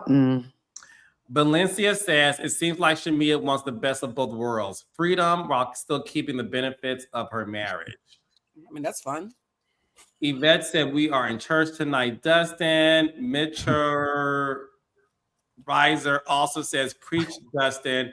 She doesn't want to do the work. Let me see. How Shamia gonna feel about you having her back by saying she lazy, child? Carla said, I'm starting to think Shamia is unknowingly playing the woe is me game of her husband. The same game she played on Porsha. Damn, y'all. Trying to make Porsha. Y'all are vicious. Oh my God. What Shamia do to y'all? Lord. Akeisha says, I agree with most of what Dustin said about Shamia. I think it makes a difference when you have a special needs child and choosing to pursue a career relentlessly. Yeah, it's the relentlessly part where I think we having a little. Blue Lux says Shamia has had it easy. She is a spoiled brat and is pissed that she is not adored and the leading cast member. Even with everything else she has an envious spirit. Damn, y'all loved it last season. Travel and trails in nature. Shamia needs to find purpose in philanthropy.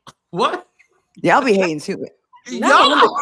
There's so much hate for her. Beautiful, chocolate, beautiful woman. How do y'all hate Shamia so much? I don't know what she did. I don't get it. She is not evil. She's hurt. You can tell.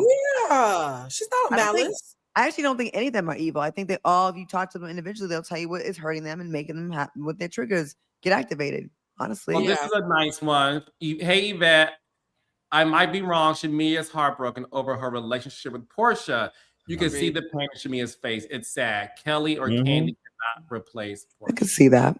That I agree with. Finally, have a heart. Damn, y'all. But Quincy said, y'all are crazy because what career does Shamia want that Porsha has? What really does Shamia want that Porsha has? Sway, y'all are crazy. And you know what? And Porsha blew up from Housewives, and Shamia had the husband prior to Housewives. Yeah. Who knows? I can't Miss say Concierge said, Blue, you're right. Shamia can't let those 2B movies go. Not too much. Not too much. I would, but not too much. Some people get paid good money on TV. Y'all, Aries Gang said, the reason I like K. Michelle on Real Housewives of Atlanta is because she's disrupting the formula. These women are used to moving quietly behind the scenes, planting narratives, then acting confused at the table. As somebody who did 9 seasons, I don't know anything about that. That ain't the show I'm used to. Yeah, those girls never did that. Well, when it did happen, it got exposed. But all right. Valencia said Kay is on some BS, and the ex going back running his mouth was messy. Texas Spice. If Porsha has something to say, I'm sorry. If Porsha has something to say to Kay, will complain that Porsha was attaching her ex to her because she's a married woman. She's looking for a problem. A problem for every solution. I agree with that one. Okay. We already read that one. We read that one. Mia hate is making me sad. She doesn't deserve that. No. Judith said, Dustin, that's some good kush. I see it in your eyes. Los is very distracted by Mirror Man. See Murder, Blue, what's up? Great convo. Miami awaits. What's up, Judith? Hey, Judith. So good. Sharonda said she did say she likes Phaedra because she knows not to play with her. Which? Oh, yeah. And on Watch What Happens Live, the Mela React, K. Michelle did say, which I was shocked by this. Mm-hmm. K. Michelle said she's the closest to Phaedra and Kelly. It's kind of confusing to me as to what the main issue is for the group of ladies. I was shocked only because based on photos I've seen since the show has wrapped, we've seen K. Michelle with Pink. I thought K. Michelle and Pinky were the closest. Oh, okay. Based on there being deltas and based on pictures and interviews. Yeah, I can see that. But I was surprised by that. All right, we're almost done.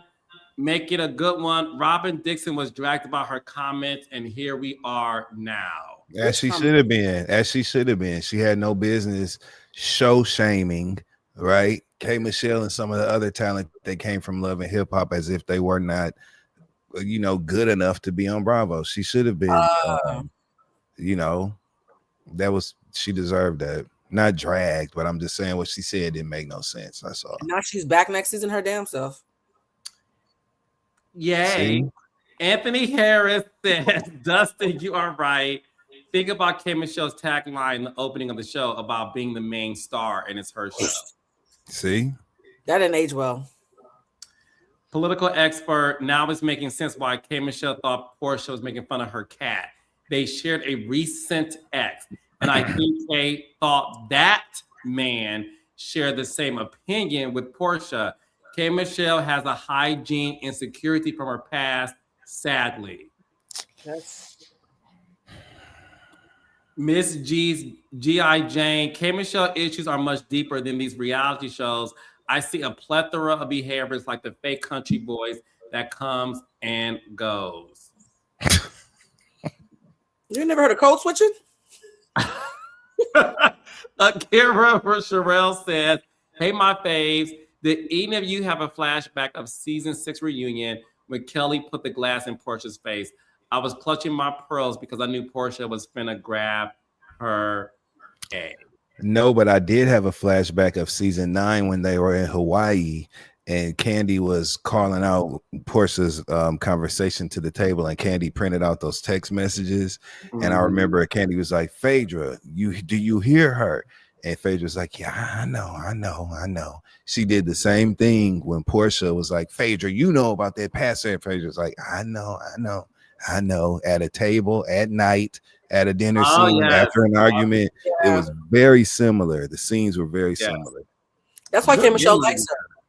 That's why K. Michelle likes her, because she knows when not to talk. Blue Lux is back. She says Kelly being the head of the Lollipop Gang is nothing to be proud of. She attacked Porsha when it wasn't even about her. Y'all are very clever with these reads, I must admit. I don't think it's nice, but I don't think it's nice, but well played. But it's like y'all are whatever. Okay. Ramon Deshawn, what I will say is I'm glad Porsha and Shamia haven't went blow for blow because that would be nasty. It happens in Scotland. Oh, damn. Allegedly. Oh, when you go toe to toe with someone that has all your tea, both of them. Oh. That's going to be good. Yep. Tea business. K. Michelle said on Watch What Happens Live that she doesn't react in real time because she's trying to think before she speaks. The next day, though? Can it be the same day? I'm not really buying. Again, she's in her head if she's trying to not be like what she was on Love Hip Hop. But that's why we. Teacup 11. Picky earned hers too when she checked Angela. Mitchell says the back and forth with Drew and K. Michelle took me out. Travis Dustin wants to know when is your next show. He wants to see that fine chocolate in person. Chocolate. My next show is on. We can debate that later. My next show is on June 19th in Philadelphia. You can go to DustinRossLive.com right now and get your tickets. Shout out to my friends at City Winery. I'll be playing Philadelphia June 19th, Chicago July 7th, St. Louis July 9th, Boston July 21st. 2 shows in Atlanta on July 24th, and then Nashville on July 26th. DustinRossLive.com. Thank you. Love you, Raindrops. Yeah, that was perfect. They love you back.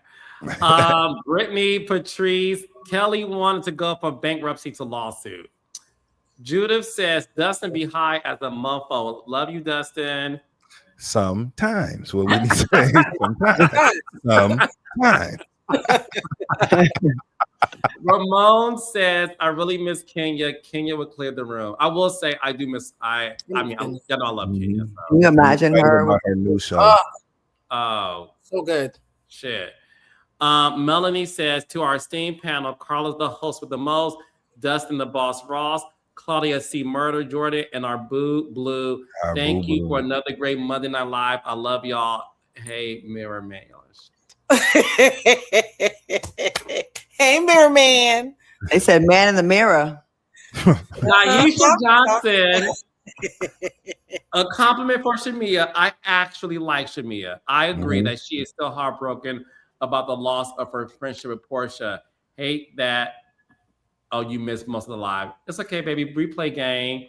I was about to say that. We have another one. Oh, this from Ryan, Monique, Allen, Carlos, Claudia recorded a video message with my feedback for you. Oh, I did get it. I love you all. Claudia, Blue, and Dustin are stars. You brought in my week. The commentary is clever and raw. Keep it up. We need more of y'all weekly. Thank you. Thank you. And Claudia did send me the video. I watched it. There's another one from today I have to give you too. Okay. But Claudia has been sending me videos. Y'all have been very, very, very sweet. Yes. Maine in Birmingham, looking to Amari and Anderson for real Birmingham Bells. Okay. One Jane said, I'll say it first, is Pastor Troy. No, that was Little Women Atlanta. Yeah. Remember, rest in peace, Miss Minnie. She said she was pregnant by Pastor Troy. Oh, and then remember he had made them comments. He made a bunch of homophobic comments on Twitter and shit. And that's why we be fucking to his music. So how's that? You might not like gay people. We like fucking to your songs in the butt. What song in particular? Well. My fine shit don't play that on the playlist, Dustin. What's the name of the song? But ain't no playing GA. You know your stroke just come naturally to you. Hey, nigga, what you say? Ain't no more playing GA. You taking the man right there. You know what I'm saying? That don't make does that sound familiar? No? Yeah. You said what now? Does that song sound familiar? I usually don't get a chance to get to the music because we just so passionate. Just get right into it. Well played, bitch. Well played. Yeah, thank you, friend. Our last super chat is from Leah So Sweet. I'm late, but when Kelly leaned back, looked Porsha up and down and grabbed that glass, I said, ooh, baby, clock it. Ma'am. He said, you will not drag me. Yep. Thank you guys so much for hopping in Memorial Day. Blue and Claudia, anything you guys want to promote as well? Oh, yes, my class. I'm teaching my last emotional intelligence workshop of the year. It is fall 26th at eventbrite.com. And otherwise, you can just find me on YouTube at BlueCentric. You know, I love being here on Mondays, and I miss you guys a lot more than I realized. We miss you, sis. We miss you too. See, Murda. Accidentally formed on Wednesdays, and then side dish every day, and run those numbers up on Tubi, since we've been talking about Tubi movies tonight. And Shamia, maybe we'll do a Tubi movie together one day. The Handyman, Rockabye, Run, and like 10 other ones. So, oh, wow. Incredible. Watch Run, y'all. Yes, Run is good. Watch Run and support it. Make sure y'all do that. Not so much. And Houston and Dallas, I will see you guys with Nene Leakes on June 5th and 6th. Get your tickets at kingdomreign.com. Y'all look good at y'all last show, Carlos. Yo, you and Nene was looking the fuck good. Y'all look rich. Yeah. Real rich. Thank you. We have fun. And we're going to have some surprise guests for y'all, Houston and Dallas. So make sure y'all really, Dallas? And see y'all. Yes, Claudia, tickets are at kingdomreign.com. Claudia, we also have VIP packages if you want to come backstage. I'll be out of town that weekend. Y'all ain't shit. So I'm gonna funny. go. I'm gonna go Atlanta and go hang with Shamia and Kelly and Angela. No, Shamia and Kelly. Since we gotta be haters together. You can't be a small Claudia. You're too tall for that. Claudia is definitely the tall. She's the OG tall. You're tall whether you want to be or not. Yeah. Kenya and Cynthia. Okay. But no, Raindrops, have a great Memorial Day. Thank y'all for spending time with us. We will see y'all next Monday. Don't forget Belle Collective reunion this Friday. Love and Marriage Huntsville season finale this Saturday. And of course, Atlanta Housewives on Sunday. All right. Love y'all. I'll see you Love next y'all. See you Bye, later. Mira. Bye, Mira.